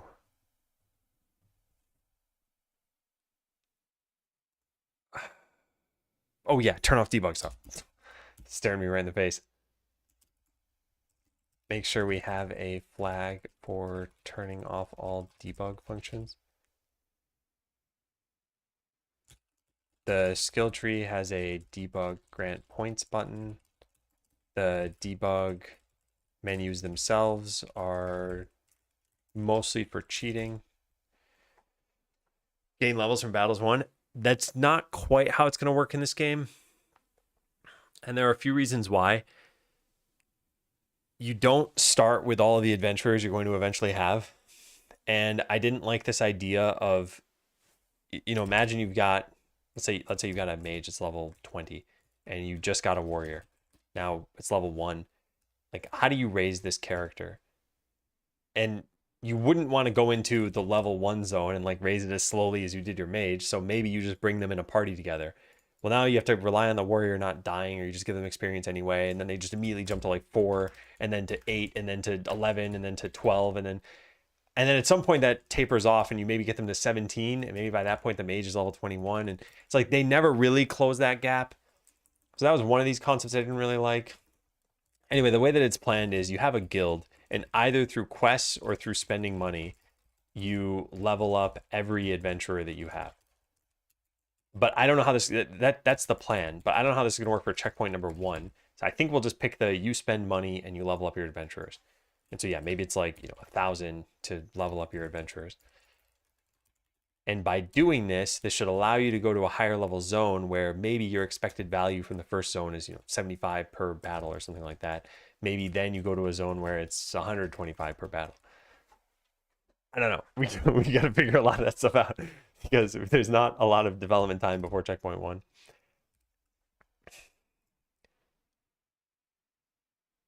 Have we finished this? Yeah, we finished this. Let's check this in. So we now manifest a number of skill points that you have, and we have a debug button for increasing them. Yep, that's it. Add skill points. Each adventurer now has a number of available skill points, and there's a debug button for increasing them. These skill points can't actually be used for anything yet. Can you transpose in here? Yeah, you can. All right. Let's push this because it's in its own branch anyway. Oh, push failed. What? Oh, I gotta click publish in here, which isn't even a thing unless I stash first. Now it should say publish. Repo not found. What? Is that even possible? What auth am I on, I wonder? Oh, because the push failed, it switched. Yeah, the shell script that I have. Now it should work. All right, now we do stash pop, and now we shouldn't have to worry about publishing those. Again, cool. So render buttons for each ability that the character has. We don't have a proper character yet. So when we make an adventurer, somewhere in this code base, we wrote the word boulder. Here it is. Yeah, so we need 2 abilities, and we need to know what the mods for those abilities are. Abilities know their own ID, right? Yes. So what are 2 abilities? Boulder and heal, sure. Okay, so you now know boulder and heal. So those are your 2 abilities, and then we'll also give you a class-defining passive ability, so mental swiftness, I guess. Did I get a haircut? No, I need to get a haircut, though. Although my wife is trying to convince me that I don't need to get a haircut. So I don't know what to do. I was thinking of going tomorrow. Part of it is timing it with this vacation I mentioned we're taking. It's, what's the date today? The 6th. Vacation's on the 22nd. That'd be 16 days of hair growth. Adam with metal hair. I was thinking about it. This is probably one of the last times in my life I can grow out my hair and not have it be like totally white. I've got more and more white facial hairs, but I don't really want to get it much longer than this. So that'll just be one of life's mysteries. What do I look like with metal hair? By the way, for a brief second, when after I said it, I interpreted metal hair this way. Because Mario technically has metal hair in this, right? It's never fully covered in the game, but you have to assume it's not real human hair anymore. My wife would probably be for it, maybe. Render buttons for each ability the character has. Yeah. So we have your 3 abilities. One is the class defining passive, the other are active abilities. We can always figure out what these are by just looking through your list, because we're going to guarantee that each character has this many at the end of it. And maybe we do a quick check at the end of this to make sure we have the right number. Easy call then. Well, what does Adam want? Have you ever asked that question? I don't use Vim motions. I don't use Vim motions and I mean anything except for Vim.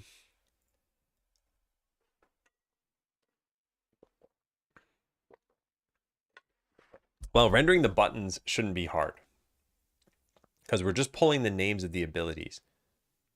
And we can cache these in the skill tree, I guess.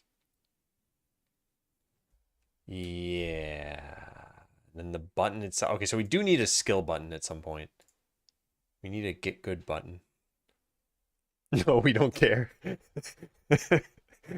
Well, at least you're being honest.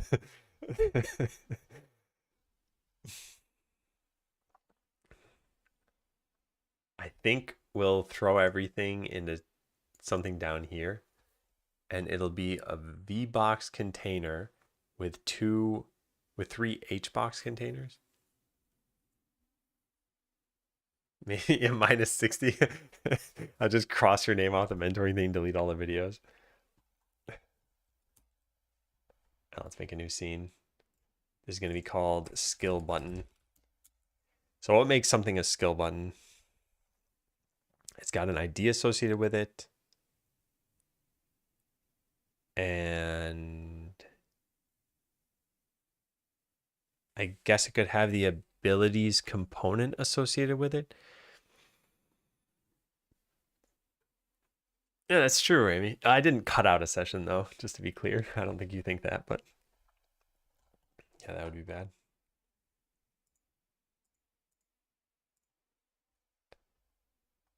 Each time you remote into a Linux machine, you have to change the bindings to the equivalent for Colmac. No, I just use the ones that are on this keyboard. So like K is this key and J is this key. And so I just use those.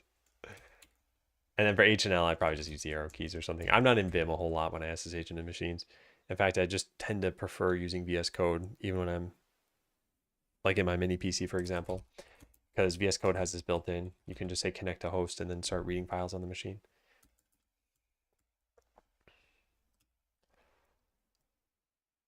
All right, I only kind of did this. I didn't finish this.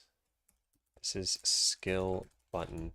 And skill button is also going to have a tooltip, and I need a tooltip system that's going to be a little bit versatile here. Ghost text over SSH. I don't even, does that even make sense?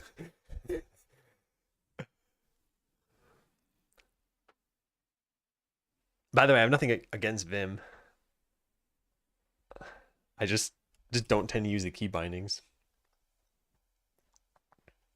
All right, so this skill tree, yeah. This is the part I was struggling with last time too. There's just a lot to do here for this stuff.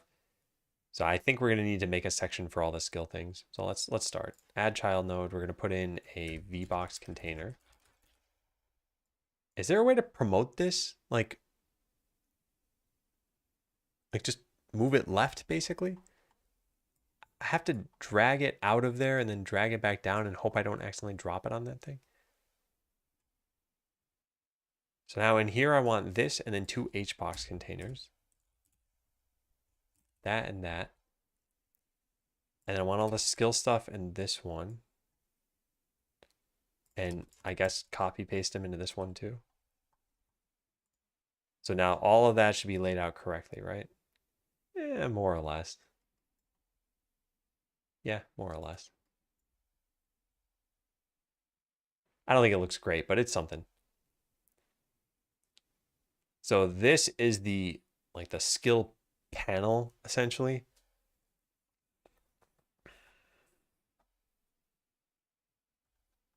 What is this thing? Characters electric of stats. Skill container. Yeah, maybe skill container. Alignment.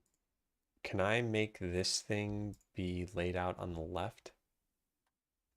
There's probably a way to do that. Also, I'm gonna get super sidetracked if I do this. That there's some like, I know what the UI looks like. There's this start and end thing. Oh, text alignment. There we go. All right, now this will just be a gigantic button because that's not what I wanted. Let's just center it. I'll worry about that later. I know there's a way to do this. I didn't want to make this look pretty, and so I shouldn't get sidetracked and start trying to make it look pretty. So this is going to be active skill 1, and this is going to be active skill 2. This is your passive skill. Hey, scoreline. Have I been slowly growing the cursor size? No. All right, I think we're good on that. So when you select a character, we should populate these things. And we're going to populate them. Yeah, let's just figure this out. So when you select a character, we need to get skill container / active skill 1. Oh, wait, you can just copy paths to these things, can't you? How do you do that? Copy node path. There it is. Yeah, nice. Okay. Private. Is this a label or is this a button? It's a label. Oh, this is going to have to change. There's going to be like a week put just into skill trees at the very least. Probably like 2 weeks. Can't combine the two. Well, since I don't have tooltips yet, yeah, I guess we'll just say skill 1 label. Well, it's really active skill 1. I guess that's kind of assumed. No, I won't assume. All right, so that's active skill 1 label and active skill 2 label. Now save those things off. All right, but really it is this and this. So active skill 1, this should just be name mod 1, mod 2, mod 3. Now you might be saying, oh, you're copy pasting a lot. There's a lot that's in common here. Can't you make this all just one thing? Should you be making subclasses out of these things? Yes to all of the above, assuming that I asked the questions correctly. But we're not going to focus on that yet. We're just going to get this working and then worry about those improvements later. Is there no on ready? No, there isn't, unfortunately, which is just too bad. It's an issue that's been open for like 3 years.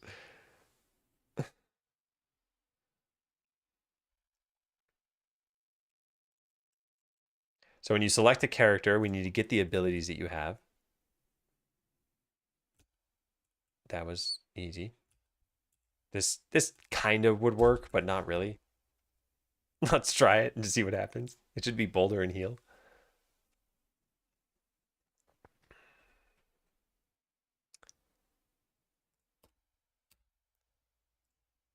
Mental swiftness and heal. Yeah, so we got to fix this. And we should be using display names for these things too. What's the reason you prefix some with an underscore? It's a style thing that happens here. So if you have a property, let's say something like this, then you don't need an underscore, I think. But if you have something that's private, it needs to have an underscore. I think some languages use an underscore to indicate that it's private. Like there is no private word. And I'm not actually sure which languages do that, but Python and Lua come to mind, and I don't remember, and I'm not going to think about it any more than that. Trying to copy your keyboard layout, just missed some minor things because Vile lacks something you can do with code. Yeah. I think you can get kind of close, and then unfortunately, the jump from Vile to QMK I think is pretty large. So yeah, getting kind of close is what you should aim for first. Otherwise, you'd be going right to QMK, and you probably just want to like use the keyboard. Flutter does that. Okay, yeah. Yeah, GScript is one of the languages. Yeah.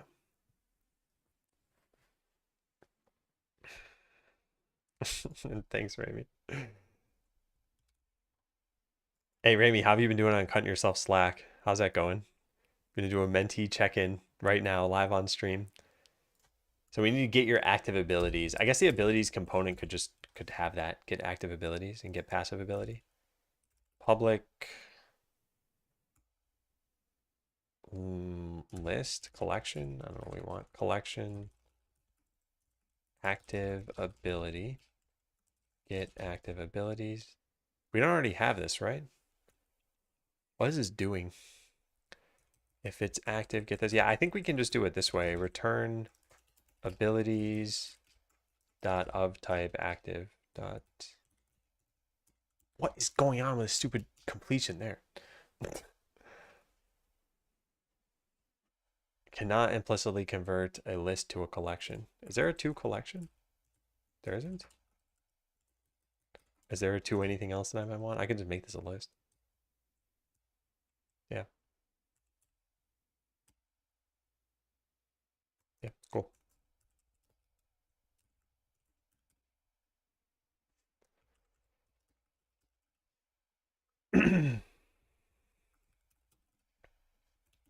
Oh, we're gonna get there. There we go. All right, so that's the active abilities. Now you only have one passive ability, but I'm gonna still call this get passive abilities. Or maybe like get class defining passive ability. I want to assume that there's only one of these. It would just be your first passive ability. Passive ability dot what, first or default? It's really just first. And if this doesn't exist, then we should throw an error. What's the problem here? Cannot apply indexing to a type of, oh, I need to do to list. Oh, or I just do first, I guess. There we go.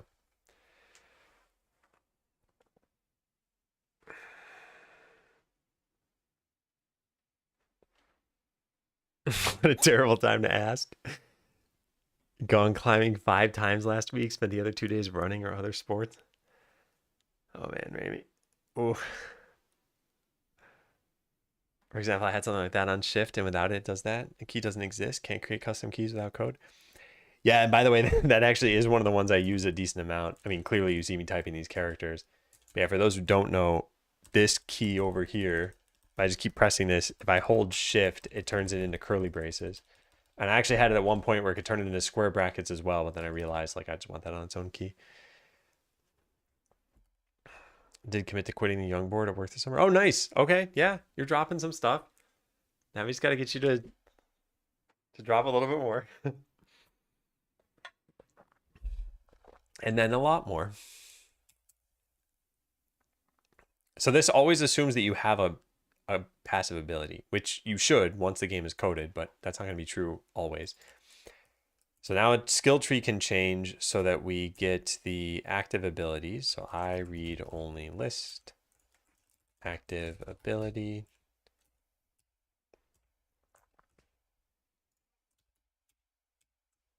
And you should have at least 2 of these.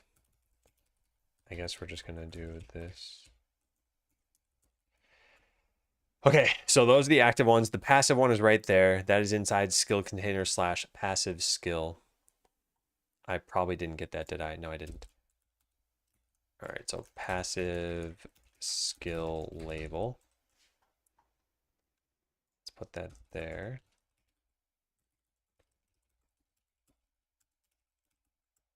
Okay, and then let's go get that too.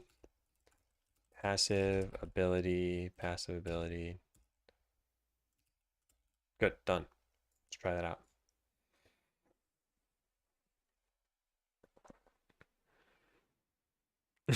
Then you become a Twitch streamer, then you start doing nothing. Then you'll be just like me. Hey, Takashi. I had a similar keyboard a while ago, but I didn't print a case for it, and somehow it stopped working.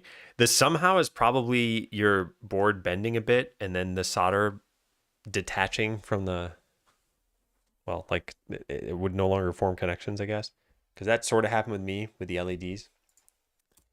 All right, so what should happen here, by the way, we should see mental swiftness show up here, and then I think heal and then boulder, or maybe vice versa.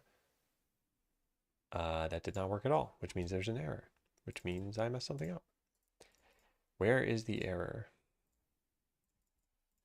Skill tree line 45. Oh, did I? Oh, it's a button. It was supposed to be a skill button, actually. Oh, man.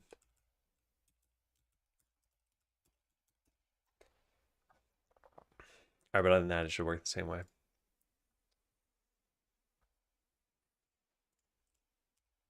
Yeah, mental swiftness, then heal, then boulder, yeah. Do people use Link in game development? I'm not sure. A lot of this stuff, I think the reason why not to use Link would really just be performance and when you're allocating lists and being careful about that. And I'm not worrying about that at first. So I think prematurely worrying about performance is not helpful. And even when you're talking about like a totally different levels of time complexity here, like let's say you code an algorithm that's like, oh, of end of the third or something like that. That's probably still fine at first. You don't know what code's even going to make it to your final product. And I don't think that means you should do things stupidly. I think if it takes the same amount of time to develop this as it takes to develop something that's like, oh, of n log n, then go with this, obviously. But I think a lot of people get kind of hung up on, oh, hey, you're doing things in an insecure way or a not performant way or something, when it's like most projects aren't even going to get finished. I'm not taking out pent up anger on you, Takashi. I'm not trying to say you're steering me toward that. I see this happen a lot, and then I think when that happens, it's usually kind of like a lose-lose situation for chatting with someone. Yeah, profile before optimization. Yeah, I'm very much of that mindset. And I know that some people probably get into a case eventually where they're like, oh, my game is not performant and I don't even know where to start. But typically in those cases, you'll find, oh, it's like 3 or 4 function calls are the lion's share of what's going on. And then you can start addressing those 3 or 4 function calls, and then you're probably fine again for some number of months usually. All right. So render buttons for this, we don't really even, they're not buttons, but they are being rendered. Now the skill mods, we don't even have these in the game. So I don't even really have anything I can write there yet. Yeah.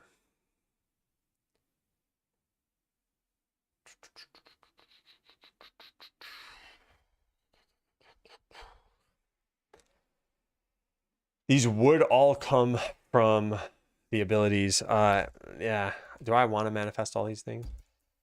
Where do we have ability constants? I think I just made one file. And I think each ability knew what its mods were somehow. But I don't know how we knew that. How did we know that? This is how? Oh, man. All right, well, this isn't very smart. Yeah, I think we need to manifest ability constant somewhere.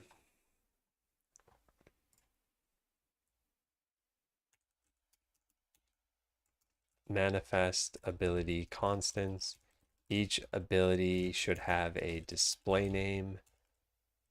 Well, each active ability should have a display name and an associated set of mod abilities, or like passive abilities, the modifiers.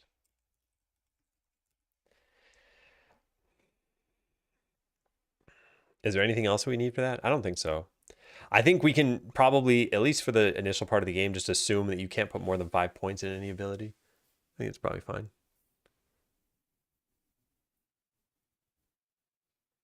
Yeah. Okay.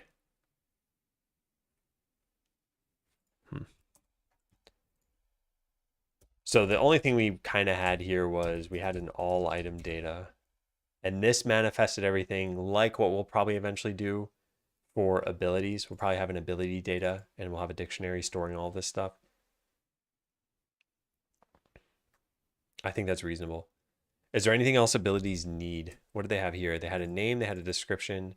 The description was actually a function, and the function would take in a character so that we could give you how much damage it did. I think that's pretty reasonable. Yeah, I think it's reasonable. The only thing is, they're going to be enemy abilities, and I don't have enemy abilities. Did I even have them in this game? No, I don't think so.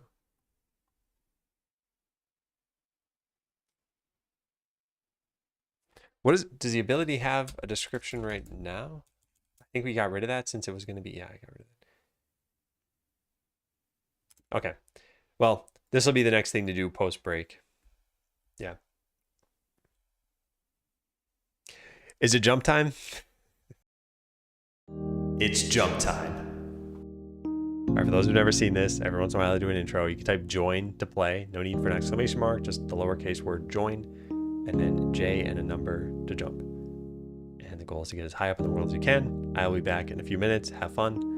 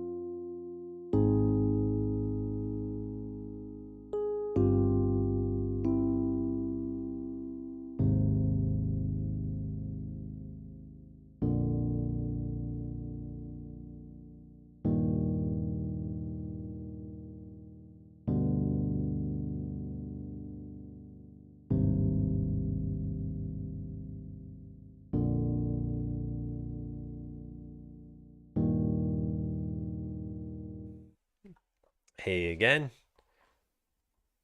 Close the game. Okay, so ability constants. And then we need some like fake mods, and then we probably want to make this actually be functional. I don't want to do tooltips yet. Make the abilities functional.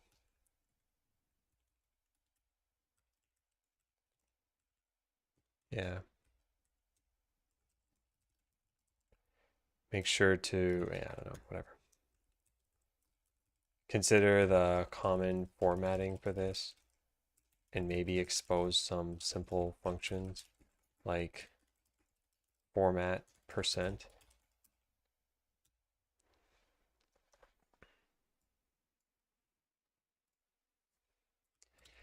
Okay, let's go do this. We have item data. Let's save this in abilities as ability data. I think this should go into base, but maybe, what do we do for items? We just threw everything in one folder. Yeah, I'm gonna put it in here. Ability data. Okay, so the namespace changes. Why? Oh, come on. It's not in there. Correct it. Figure it out for me. Game source abilities base. All right, then we name this ability data.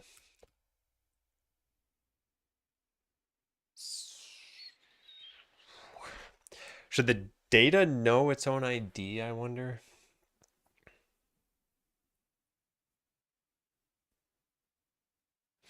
Well, let's take a look at what happened over here.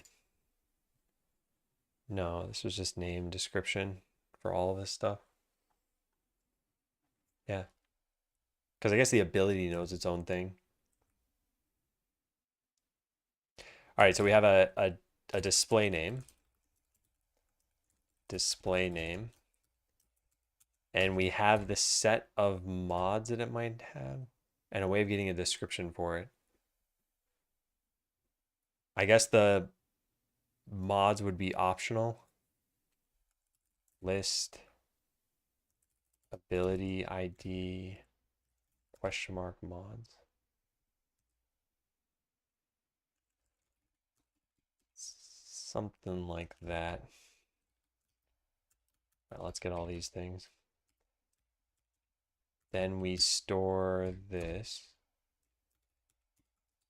display name get init.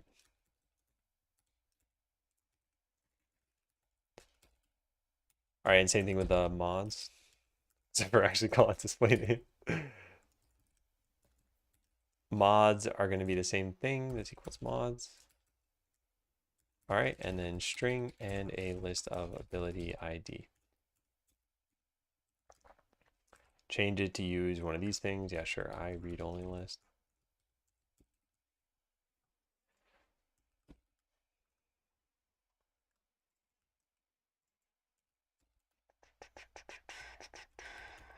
Cool. So there's our ability data. Now we, just like how we had all item data, we want all ability data.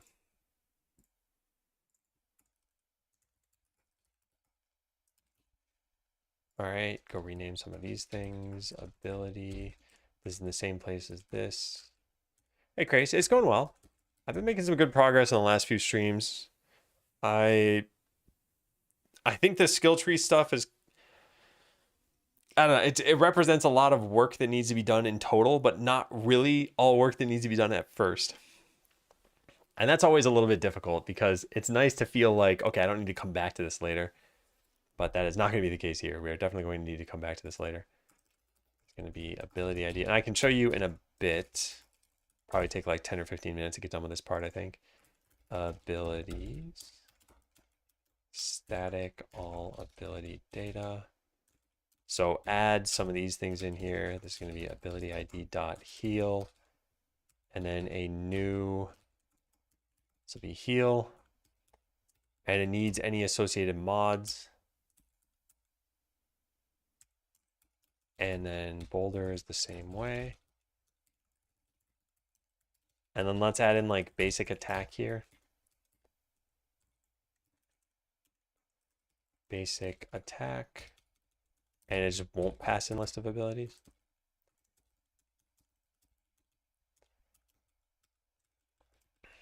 Just replace all these with the word ability. It's probably going to be correct.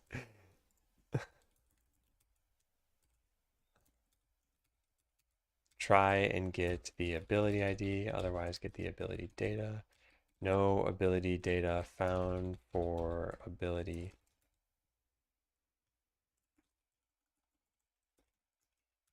Okay. Working on something right now that I have no intention of fully finishing at this point, so I know I'm gonna have to come back to it sooner than later. Yeah. I think this is really just what software is a lot of times. It's doing what needs to be done at any given time. And sometimes that's an incomplete system. And I think this is one of the things that I've grappled with over my career is trying to aim for perfection the first time and then realizing that you can make a bunch of perfect systems and not complete a project. And then it doesn't matter because the project never sees the light of day. I'm much more of the mindset to just get something out there and then iterate on that thing. And that's really how a lot of software has been going. So it's not like I'm unique in thinking that. It's also why I think a lot of games have ended up in early access earlier than they probably should have and then never left early access. But hey, better to have gotten into early access than to just leave your project on your own computer and no one ever sees it. Man, this is one of like the greatest changes C# made, just letting you use square brackets for collections. What a great change. So heal is manifesting itself as a mod. It doesn't really make sense for this to say any of the abilities right now. So we're just going to manifest some that we have. So poison, cleanse, and any other one. It literally does not matter. Heal over time. Oh, wait, no, they have to be passive though. Oh. We don't have that many passives. Okay, so then I guess we're going to have them be counterattack, cleanse, and execute. And this is going to be the same ones, but in a different order. So this is going to be, I guess, cleanse, and then counterattack. And let's put execute at the beginning. We just don't have that many abilities in the game. So these make no sense. And that's okay. But that's all we have. You refuse to join the dark side? Why?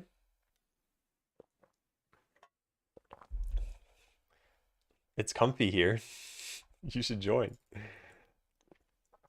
So now in skill tree, when we render these buttons, so we have the active abilities here, we need to also render the mods.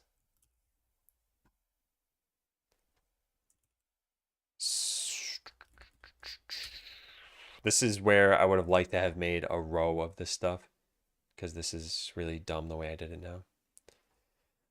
Yeah, we have cookies over here. Do you have cookies? Huh? I didn't think so.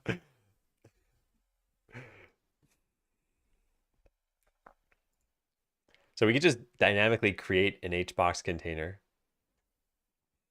Hey, Dan. Just gave me a clip to send to my wife about finishing a project, not worry about doing it the right way. She's been learning code and constantly looking back at her early stuff and refactoring. Yeah, and that's great for learning, by the way. Don't get me wrong. I feel like there are many, many goals you could have for working on something. And it can be fun. It could be to learn. It could be to produce a product. It could be for money. It could be for some sort of teamwork or morale or who knows what. It could be any of these things. And if your goal is to make a product, it doesn't have to be the top on your list. It could be toward the bottom. And like, you don't really care if you get it done. But if you're trying to make a product and you're trying to make money or something like that, then the speed probably matters a little bit more than how much you're learning, for example. So delegating and cutting corners could be more important. So yeah, so don't get me wrong. If there are different goals for different projects, and at least for this one, knowing that I have a timeline and that I want to monetize it, it's like got to move forward at some point.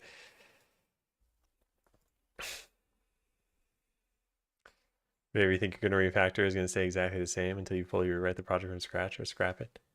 I think I think there are times when I've refactored things because I knew I needed to, and yeah, it went fine. And I think refactoring before you make a major change because the requirements are clearer, I think is also a generally good idea. She feels defeated some days and she's been going at it for months but still doesn't get it. Doesn't have an end product. Yeah. Yeah. Yeah, these are the meta learnings of any sort of development that I feel everyone goes through something difficult.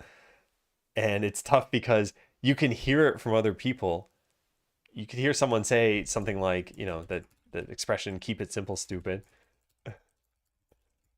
Maybe some people now say "silly" or something like that.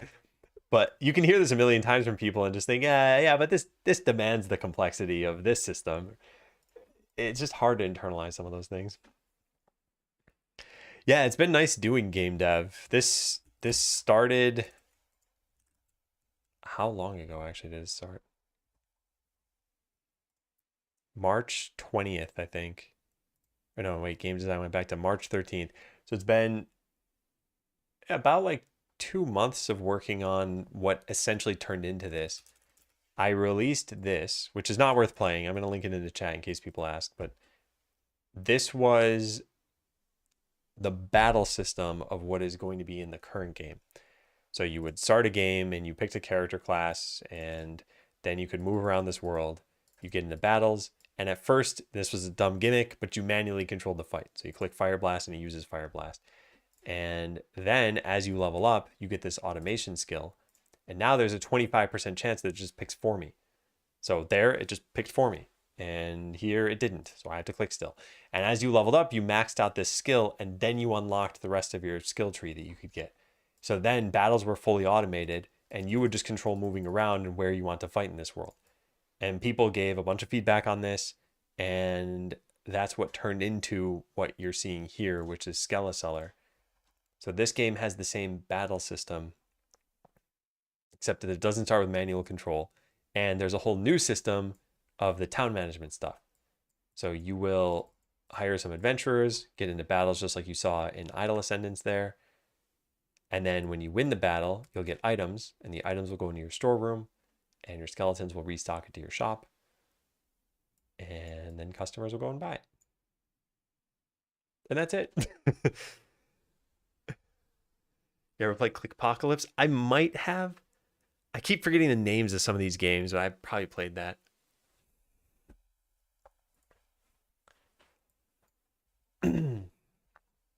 So yeah, what we've been working on is this. And I think I want to dynamically form this.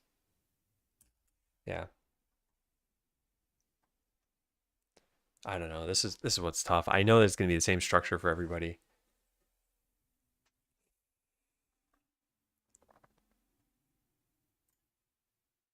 Yes, we have active skill 1, active skill 2, then name mod 1, mod 2, yeah. Okay, so active. Actually, you know what we could do? We could just load this up in here, right? Godot tools. Pin scene file. I think we can just click this button here. And now I can see what's in this skill tree. Something's wrong though. I don't see the skill container. Huh, that's weird. I think this is wrong. Yeah, what happened here? There's skill container and then all that stuff, but in here it doesn't show up. Weird. Maybe something got messed up. If I just restart the whole thing, does it work?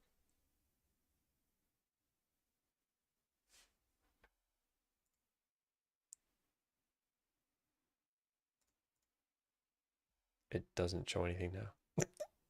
I don't know what's going on. Well, that's too bad. Ah, there we go. Yeah, now it's loading. Okay, I have to load the scene file, I guess. Yeah, I've played that, Dan. Yeah. Oh, hey, Mango. Welcome back. You're just past the 5-month anniversary of returning to streaming. Yeah, I was working at Google for 3 years and then finally came back in December. So you haven't missed much. I've got everything that you might have missed inside this journal here. And then I've been, back on YouTube as well. So those are a couple good ways to catch up. But welcome back. Working on a game called Skeleseller now. I'm like sort of dragging my feet here. I've been super productive today, so I'm starting to lose steam. We're gonna iterate over these things. I was just torn on how we're gonna do this, but we're gonna do it in at least some way here. So let's get hbox container, skill containers. So these are gonna be the children of skill container that are of type hbox container. So do we have the skill container? No, we don't. Get node vbox container, skill container dot. Is there a way to get all of the children? Yeah, get children dot of type hbox container dot to list. Yeah. Okay, so now we iterate over your two abilities. Yeah, you only have two of these, so it isn't really too crazy. And then we need to set the name correctly. That's it. And now we need to get the mods correctly. So all ability data, we get the ability. Ability data equals this dot get. So we need the ability ID. Good. And then we need to go through its mods. Yeah.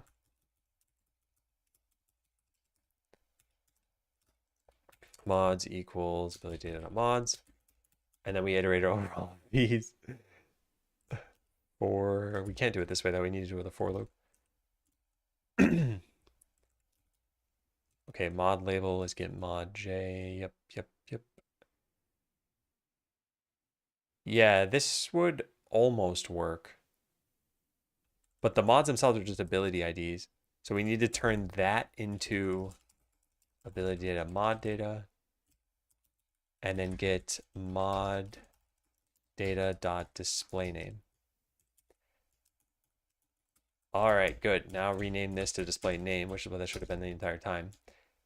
And then use it for this too. And we don't even have the ability data. Isn't that fun? Dot display name. Cool. How is Google? I've got a video I made on how Google was and why I left.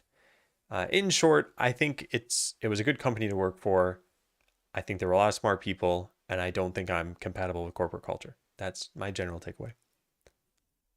Do .NET format when you push all the changes? Okay, yeah. And what extension of Godot is that? I am not totally sure. I think it says up there Godot tools, so that's probably it. But I think I have two Godot extensions. No, it's Godot tools, yeah. I'll copy the link to this, or copy the ID at least. There you go, Knox. Yeah, do .NET format. I'll write that down. .NET format on my code. Started learning Godot and Unity. Oh, wow. Both? So I was going to say, I'd probably pick one eventually. Okay, so did this work? Even if this works, this is going to be a little bit weird because there's still a lot of stuff I need to do. Well, let's see. That did not work. Presumably because of how I'm getting this. What do we have here? Yeah, I can't cast from button to label. That's what I thought. Because here we do get label. They're not labels, though. Or they're not all labels. They're just something that has a label. All right, well, they're all buttons in that case. So fine, let's just make them buttons. Try that out. Trying to figure out what you're comfortable with. I see. Also, are you French by any chance? All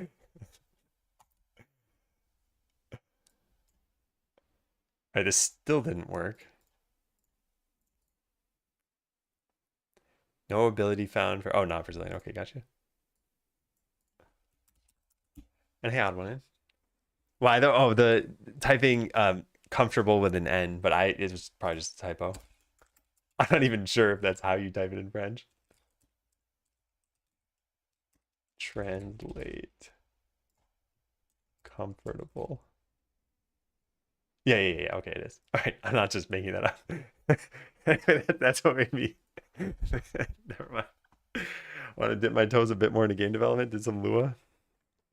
Other than that, I'm just a regular integrations developer. I really think Godot is great for getting started with game dev. I am pretty impressed by the beginner experience of it, and then you can still make fully fledged games in it, and it's getting better and better. So I highly recommend just downloading it and trying it out. I show this every once in a while, but really the easiest way you can do this, just make a new project that's really straightforward, then make a new scene in that project, and then in your scene,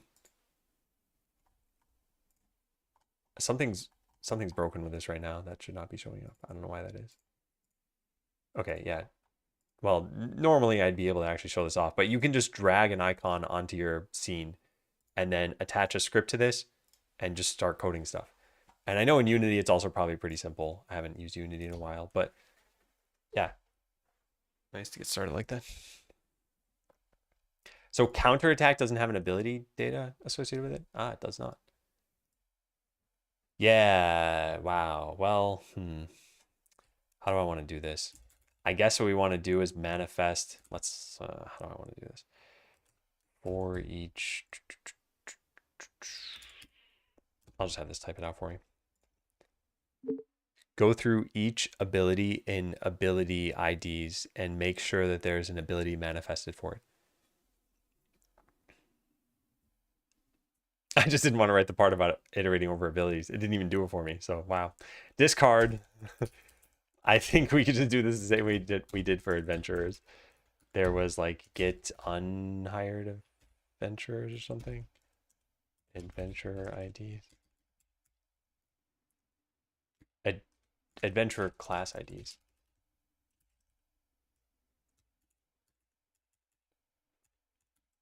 Here it is. enum.getValues as a list. Yeah. Okay, so I want to iterate over all of these for each ability ID in enum.getValues ability ID.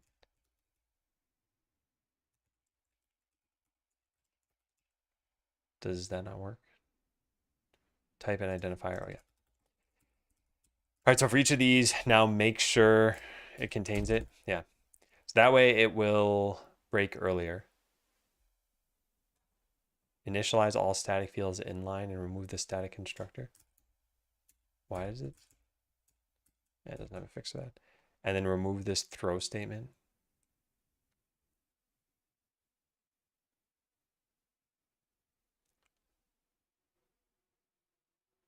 I want this to raise an exception though.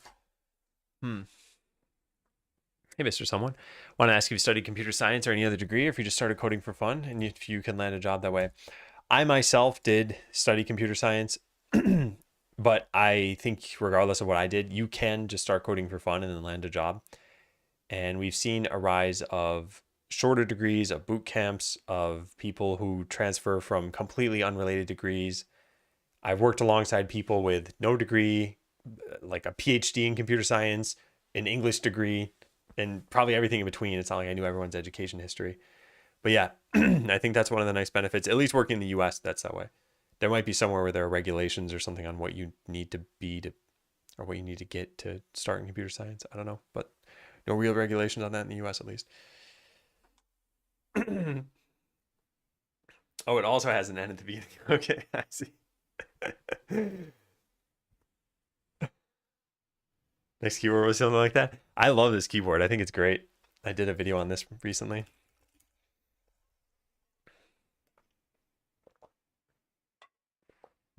Working open source or other, land a job in tech. Yeah.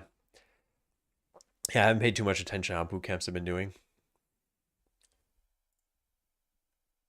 Okay, so yeah, why is this a problem? Does it introduce local, but that shouldn't be for this.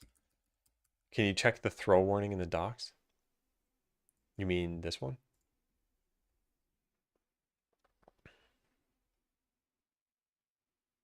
The rules reporting when an exception is thrown from certain methods and constructors. They're expected to behave in a specific way, and throwing an exception from them can lead to unexpected behavior.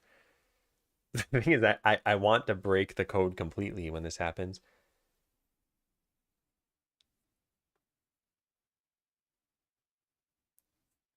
Yeah, I see what they're saying. In a static constructor, you wouldn't expect this because this would crash the program before it even starts because this is probably happening at startup. But this is to make sure that what we can do is we could just put this probably literally anywhere else. Just have some like verify call. Where's our sonar guy? I think you're talking about THPion. This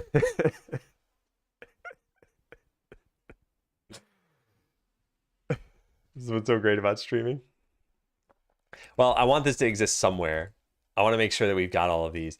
I'd like there to be some sort of way of verifying that this is the case. We could just have it do a GD error. Is that a thing? GD print? How do you print errors? Is that a thing? Oh, it is print error. Okay, got it. Or push error.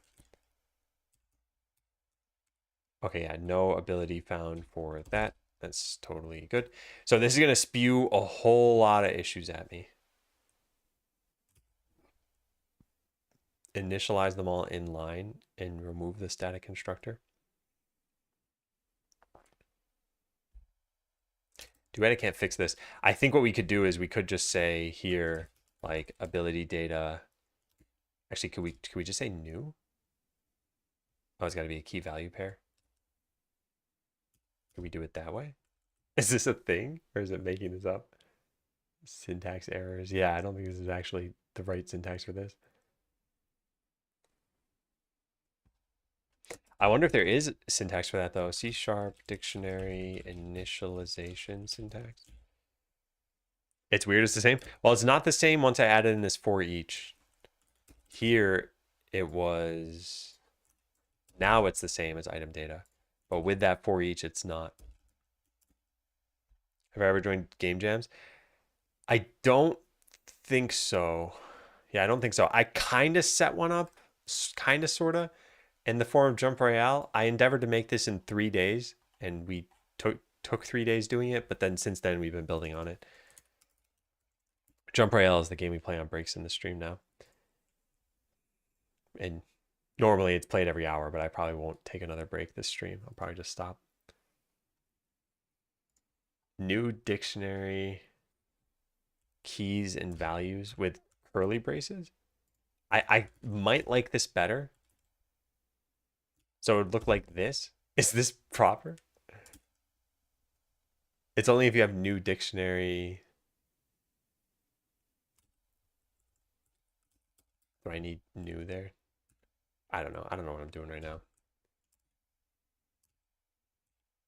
Yeah, I at least got it looking the same general way. But okay. What was that for each anyway? What I want to do is I want to make sure that every ability that is in the game has an ability data associated with it. And I'm just not sure. Oh wait, did that work? And I just didn't save. Opening brace should be preceded by a space. Braces for multi-line should not share a line. And then put this here. New can be simplified and use a trailing comma. Oh, this might actually work. In which case I might like this. And then we can delete these. And then the static constructor wouldn't need to exist, but we would need this to exist somewhere. And this could throw an exception. Yeah, something like that. I don't know where we put this. It could go practically anywhere.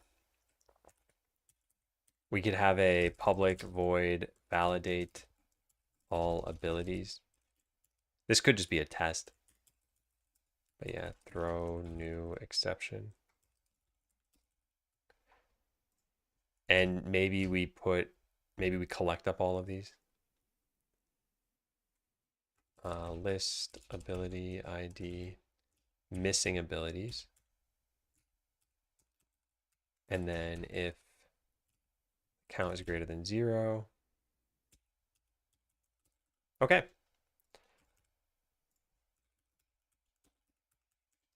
Now cannot declare instance members in a static class. That's fine. And then just for now from town, let's just call into this. Validate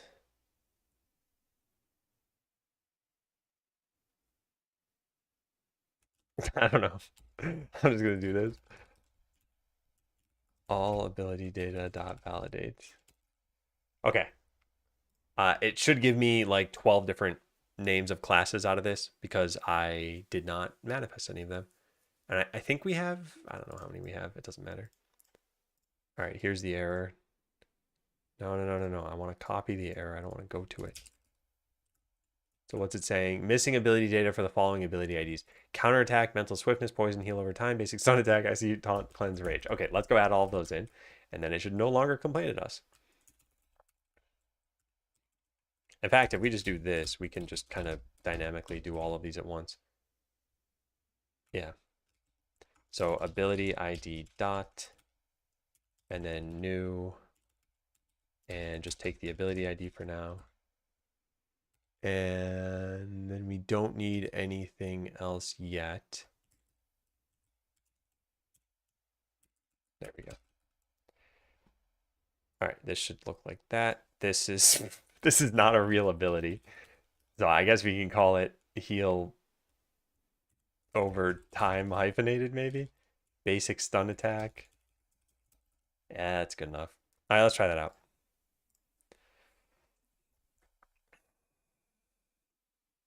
So now we should not see an error. We do not. And when I hire an adventurer and look at the skill tree, we see all the mods showing up correctly. Nice. Yeah, that was pretty much it. Where did my tasks go? What? Did I close them? Come on, I closed them. Amateur hour over here. Render buttons for each ability the character has. No need for tooltips yet. Manifest ability constants, so we're done with that. So yeah, I think we should check this in. Every ability that you put on a character needs to have 3 mods, and we don't have that yet. But the only characters that have abilities are, well, I guess they all have the same abilities. The only abilities that are used are heal and boulder, so it's kind of fine for now. Nothing uses skill button, if I'm not mistaken, so we don't need to check that in yet. Yeah, no, we don't need to check that in. Skill tree will check in. Ability data. Looks good. How much time do you spend planning the game and design? I have an idea for what I want to make, but I'm impatient. I just want to go right ahead. For this, quite a lot. I linked in my journal earlier, but you can see all the times I did game design. These 3 were like pretty much dedicated game design streams for Idle Ascendants. And then Idle Ascendants formed the foundation of the design for Skeleseller. And then, yeah, this was a game design stream. So probably something like between 40 to 80 hours, I'd guess, because I did a lot off stream as well. And it led to many, many different design documents. But here's the one for Skeleseller, at least. So this one is 24 pages long. And it's got the design of the game. It's got then things that I wouldn't say are really design, but things like questions and ideas that I still have. And then meta things around the design, like when are we going to get things done?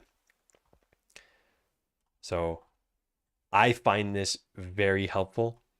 And one of the biggest things I can recommend is if you ever do design a game this way, to write down the rationale for your decisions, because games are a lot of moving parts. So you might say something like character classes will just have 3, and then rationale might be we have 50 abilities per class, so we only need 3 classes. Well, later you might decide, you know what, I don't have the time to make 50 abilities. So when you come back to this, if you didn't have the rationale here and you're like, oh, we just have 3 character classes, why did I think that was a good idea? And you'll find yourself scratching your head. And if you just had the rationale here, you'd be like, oh, right, because I had a bunch of abilities I had in mind, but now I don't. So now we do need more than 3. Why have you switched Dark Reader off for search? I think because of Bing Maps, maybe? There was some reason why I did it. Yeah, I don't remember why I did it. I could just turn it back on. Yeah, there was something that was like consistently bad. I know for sure Bing Maps is terrible with Dark Reader on. Like it's I think Maps is it even maps.bing.com? It is. I don't think I have Dark Reader on though. It was all for the cupcake. Well, I did want to see that. Yeah. All right, all ability data. This is probably what we should do for all item data as well, is just define it in line like that. All item, that way we don't have a bunch of items.add calls here. And I kind of want to change that, but that would be a cleanup thing that we should do later. Make all item data follow the same structure as all ability data, and that the data is defined in line and not with .add calls. It tends to just be a lot of throwaway code or experimental, so just assume you won't keep anything until you sit down and think things through. Yeah, unless it's something that you can definitely just keep in your head. Like if you're writing a shell script or something, or maybe you have an idea for like a really small utility tool. But yeah, otherwise, I think some amount of design is a good idea to just get your ideas out there. I also have a theory, which is you can only ever design something on your own that's 80% good. I think you need other people to weigh in to get to 100%, or like beyond 80%. I don't know if you can ever get to perfect, but yeah, this is something I've proven to myself, at least time and time again. Anything I design on my own, it's not like it'll be a bad idea, but I don't think it can ever be great. I think it can only be good. All right, take care, Chief Mango. Yeah, good to see you again. Hope you come back. I don't stream on Tuesdays, by the way. Got my stream schedule here, and this week in particular is now 2 streams on Wednesday and then 1 on Friday. So a little unusual for this week. I don't usually take Friday afternoon off.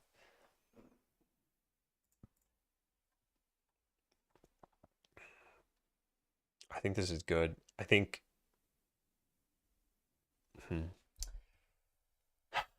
there's some. I'm not gonna worry about this. This should really probably be made into a test.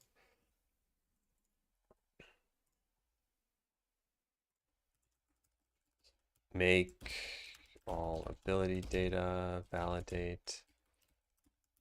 Make this into a test. And stop calling it from town.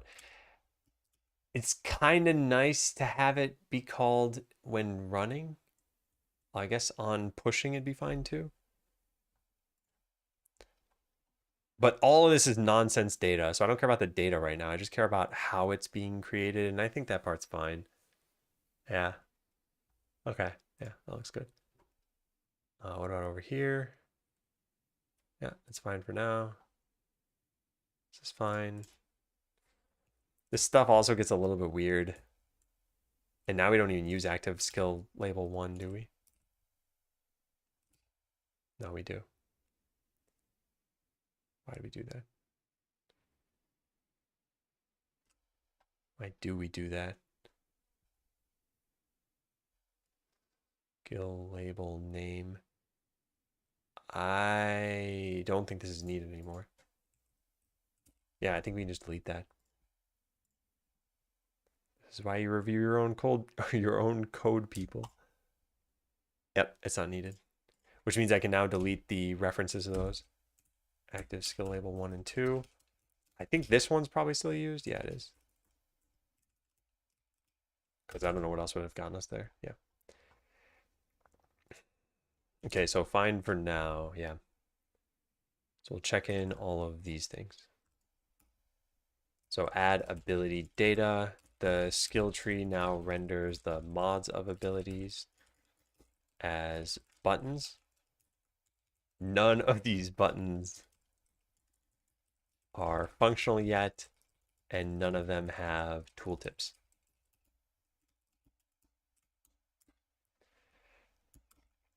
Now run .NET format.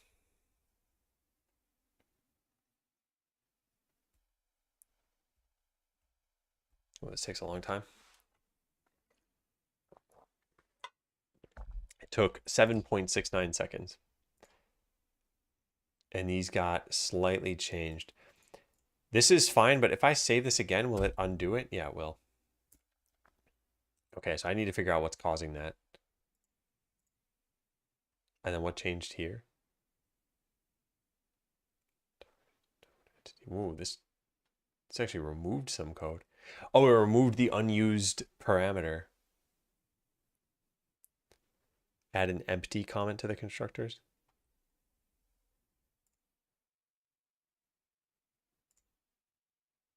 Yeah. And then instance got a bunch of different spaces. Are these going to get deleted too? No. Okay, unfortunately, this is in a different branch. How could this possibly work? It deleted an unused parameter, but I'm calling this function with the parameter still. All right, I'm gonna do this back when we're on main. Run .NET format and maybe push to main. Yeah. Why was it unused? It's unused just because nothing in the battle needs it. Wait. Get targets. Yeah, I wasn't sure if eventually we'll need the entity. What if it has a like a locked target or something? But yeah, we should probably just code it at that point. Yeah, maybe revert it for now. I'll take a look later. Hey, Skiroo Pipi. Welcome in on YouTube. I don't know how to pronounce your name, and I probably just totally messed it up. I'll probably just call you Skiroo or Skyroo. I'll write this down over here. So push to main, add an empty constructor. Comment to constructors. Also, probably just remove the unused entity and get targets.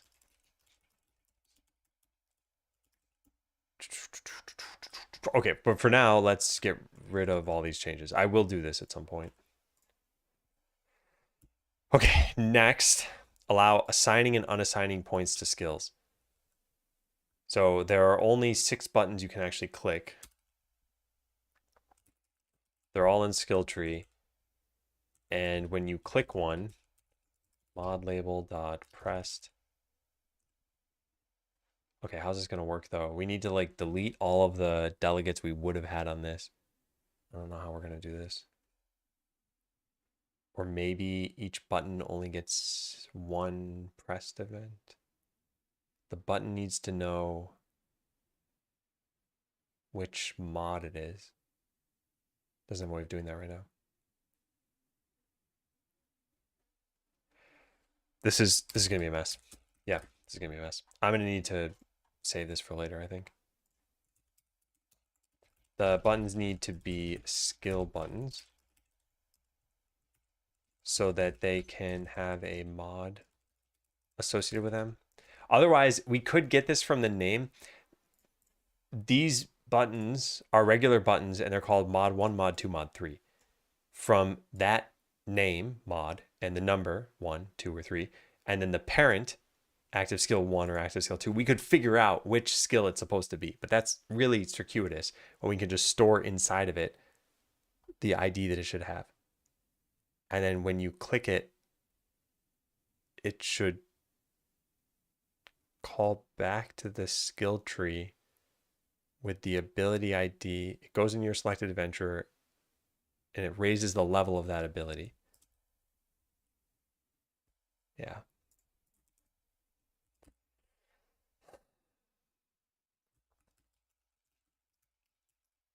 Differentiate between left click and right click. And then when you make sure we, oh darn it, how are we going to do this?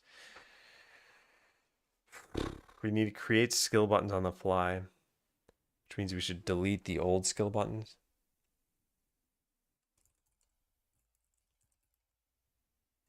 And I'm just going to say, create the skill buttons on the fly.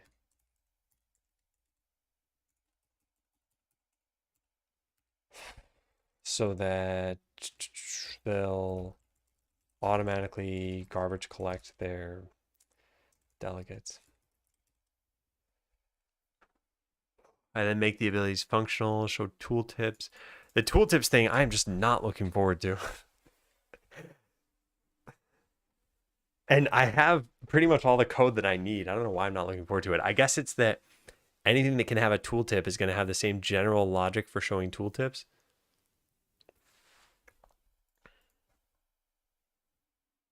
And I don't just want it to be some hard-coded thing on a button somewhere.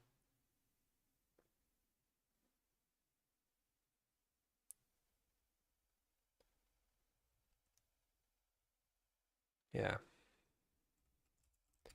Also consider how other parts of the game will use tooltips, e.g. an item bin for quests. I want some central system handling positioning, sizing, etc. Yeah.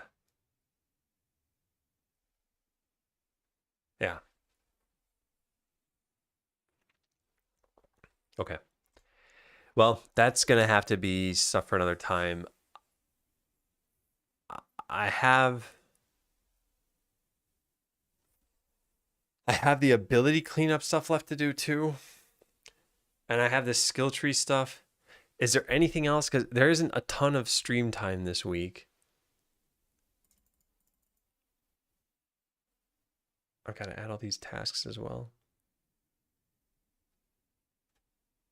So this is not easy work. Now it's homework, I guess. Well, we could add them now. Yeah, okay, fine. I can do this now. Let's also go fill out the journal for the rest of today. Afternoon, worked on skill trees. Didn't get them to be functional yet.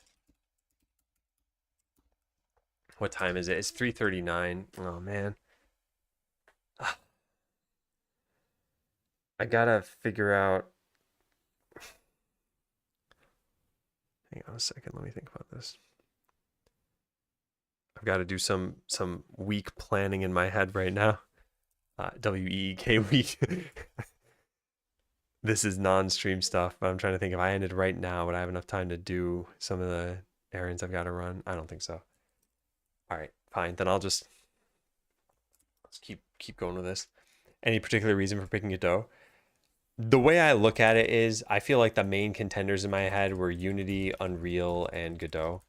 I haven't used Unity in probably like 10 years or something. So at this point, it's like having zero experience with it, but not really. Unreal, I actually have zero experience. Like, I don't even think I've ever opened the editor. And Godot was the most recent experience in my head.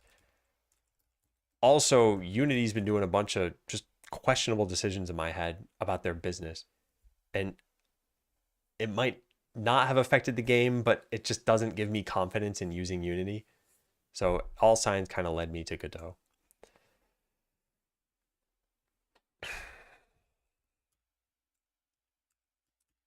Okay, so Darkstorm pushed some changes here.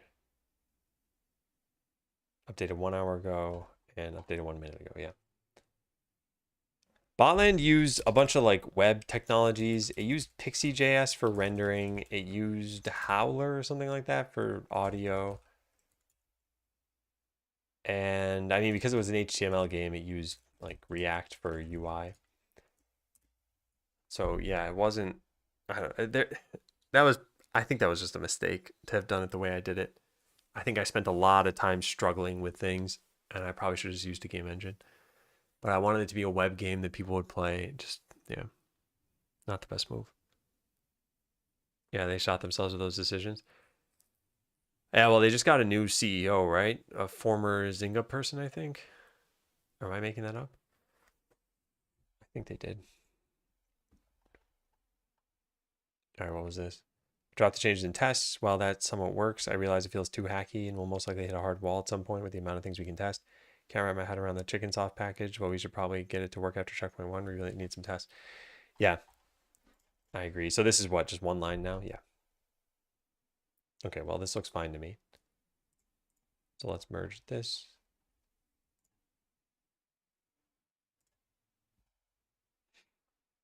I think I pushed the 70 change to the wrong branch. 70? I don't even see 70. Oh, this one? Oh, you made a change to this? Okay. Yeah. So what was my comment on this? Thinking about resolving 65 here too, because I wanted to push this with the crisp font. Yeah, I'll do this in separate PR. Yeah. Yeah. Was this affected here?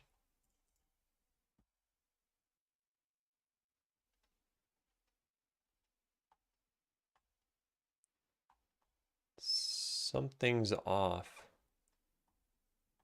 What happened to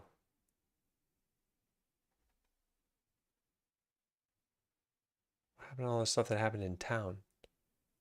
It's oh, maybe that's what Darkstorm was saying? No, yeah, I'm not totally sure. I think there's a change missing here. Like I don't know what happened with what the changes in town.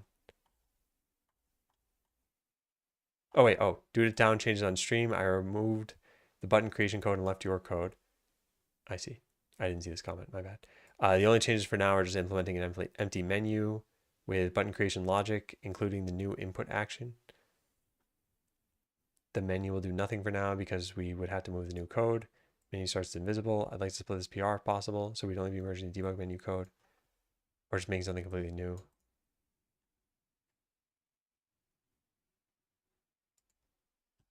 Okay, I'll need to put some thought into this. I think I'm unable to think about things right now. So I'll have to come back to this.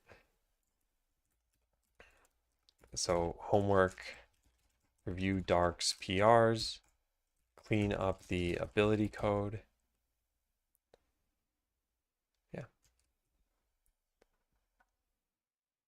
And then skill tree stuff, I think I saved for Wednesday. I I I think this should probably be it. Yeah. I shouldn't keep barreling through breaks and stuff. And I don't think I'm shortchanging people, right? Yeah. I've been trying to exceed 3 hours on most streams. And it's been going that way pretty consistently. Yeah, I saw like 3 streams that are less than 3 hours. And while this one is slightly in the less than 3 hours domain, although just barely, the one in the morning was more than 3. Trying to get 6 hours of work in per day on stream. Yeah, so let's probably, yeah, I know there was 259 in there. That's why I said I think there were 3. There was this one, 238, although the morning of that was 317. So it's like we made up all that time. Anyway, it doesn't matter even if I didn't. It's not like anyone's tracking this amount of time. I'm gonna go find someone to raid. It's been a good stream.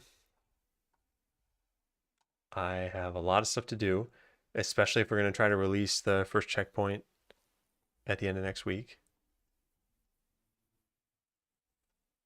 Let's see. Who is streaming whom I have not rated?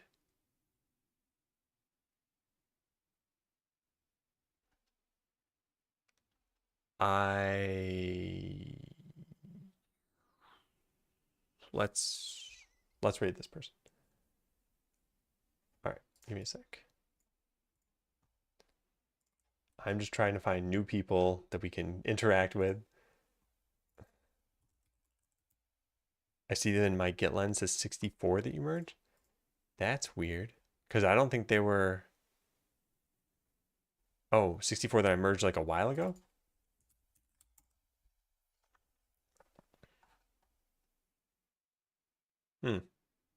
Yeah, I don't know. Need you to install time tracking software? No. Yeah, like I said, thank you all for watching. Tomorrow is going to be a day just for YouTube. So I'll be back on Wednesday. Wednesday should be just like a normal work day.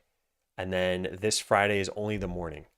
So a little unusual for this week. But then hopefully by the end of next week, the game is playable. I'm not totally sure. And then in a couple weeks, I'm taking vacation. So bye, everybody. Say hi to this person I'm rating, and I'll see you later.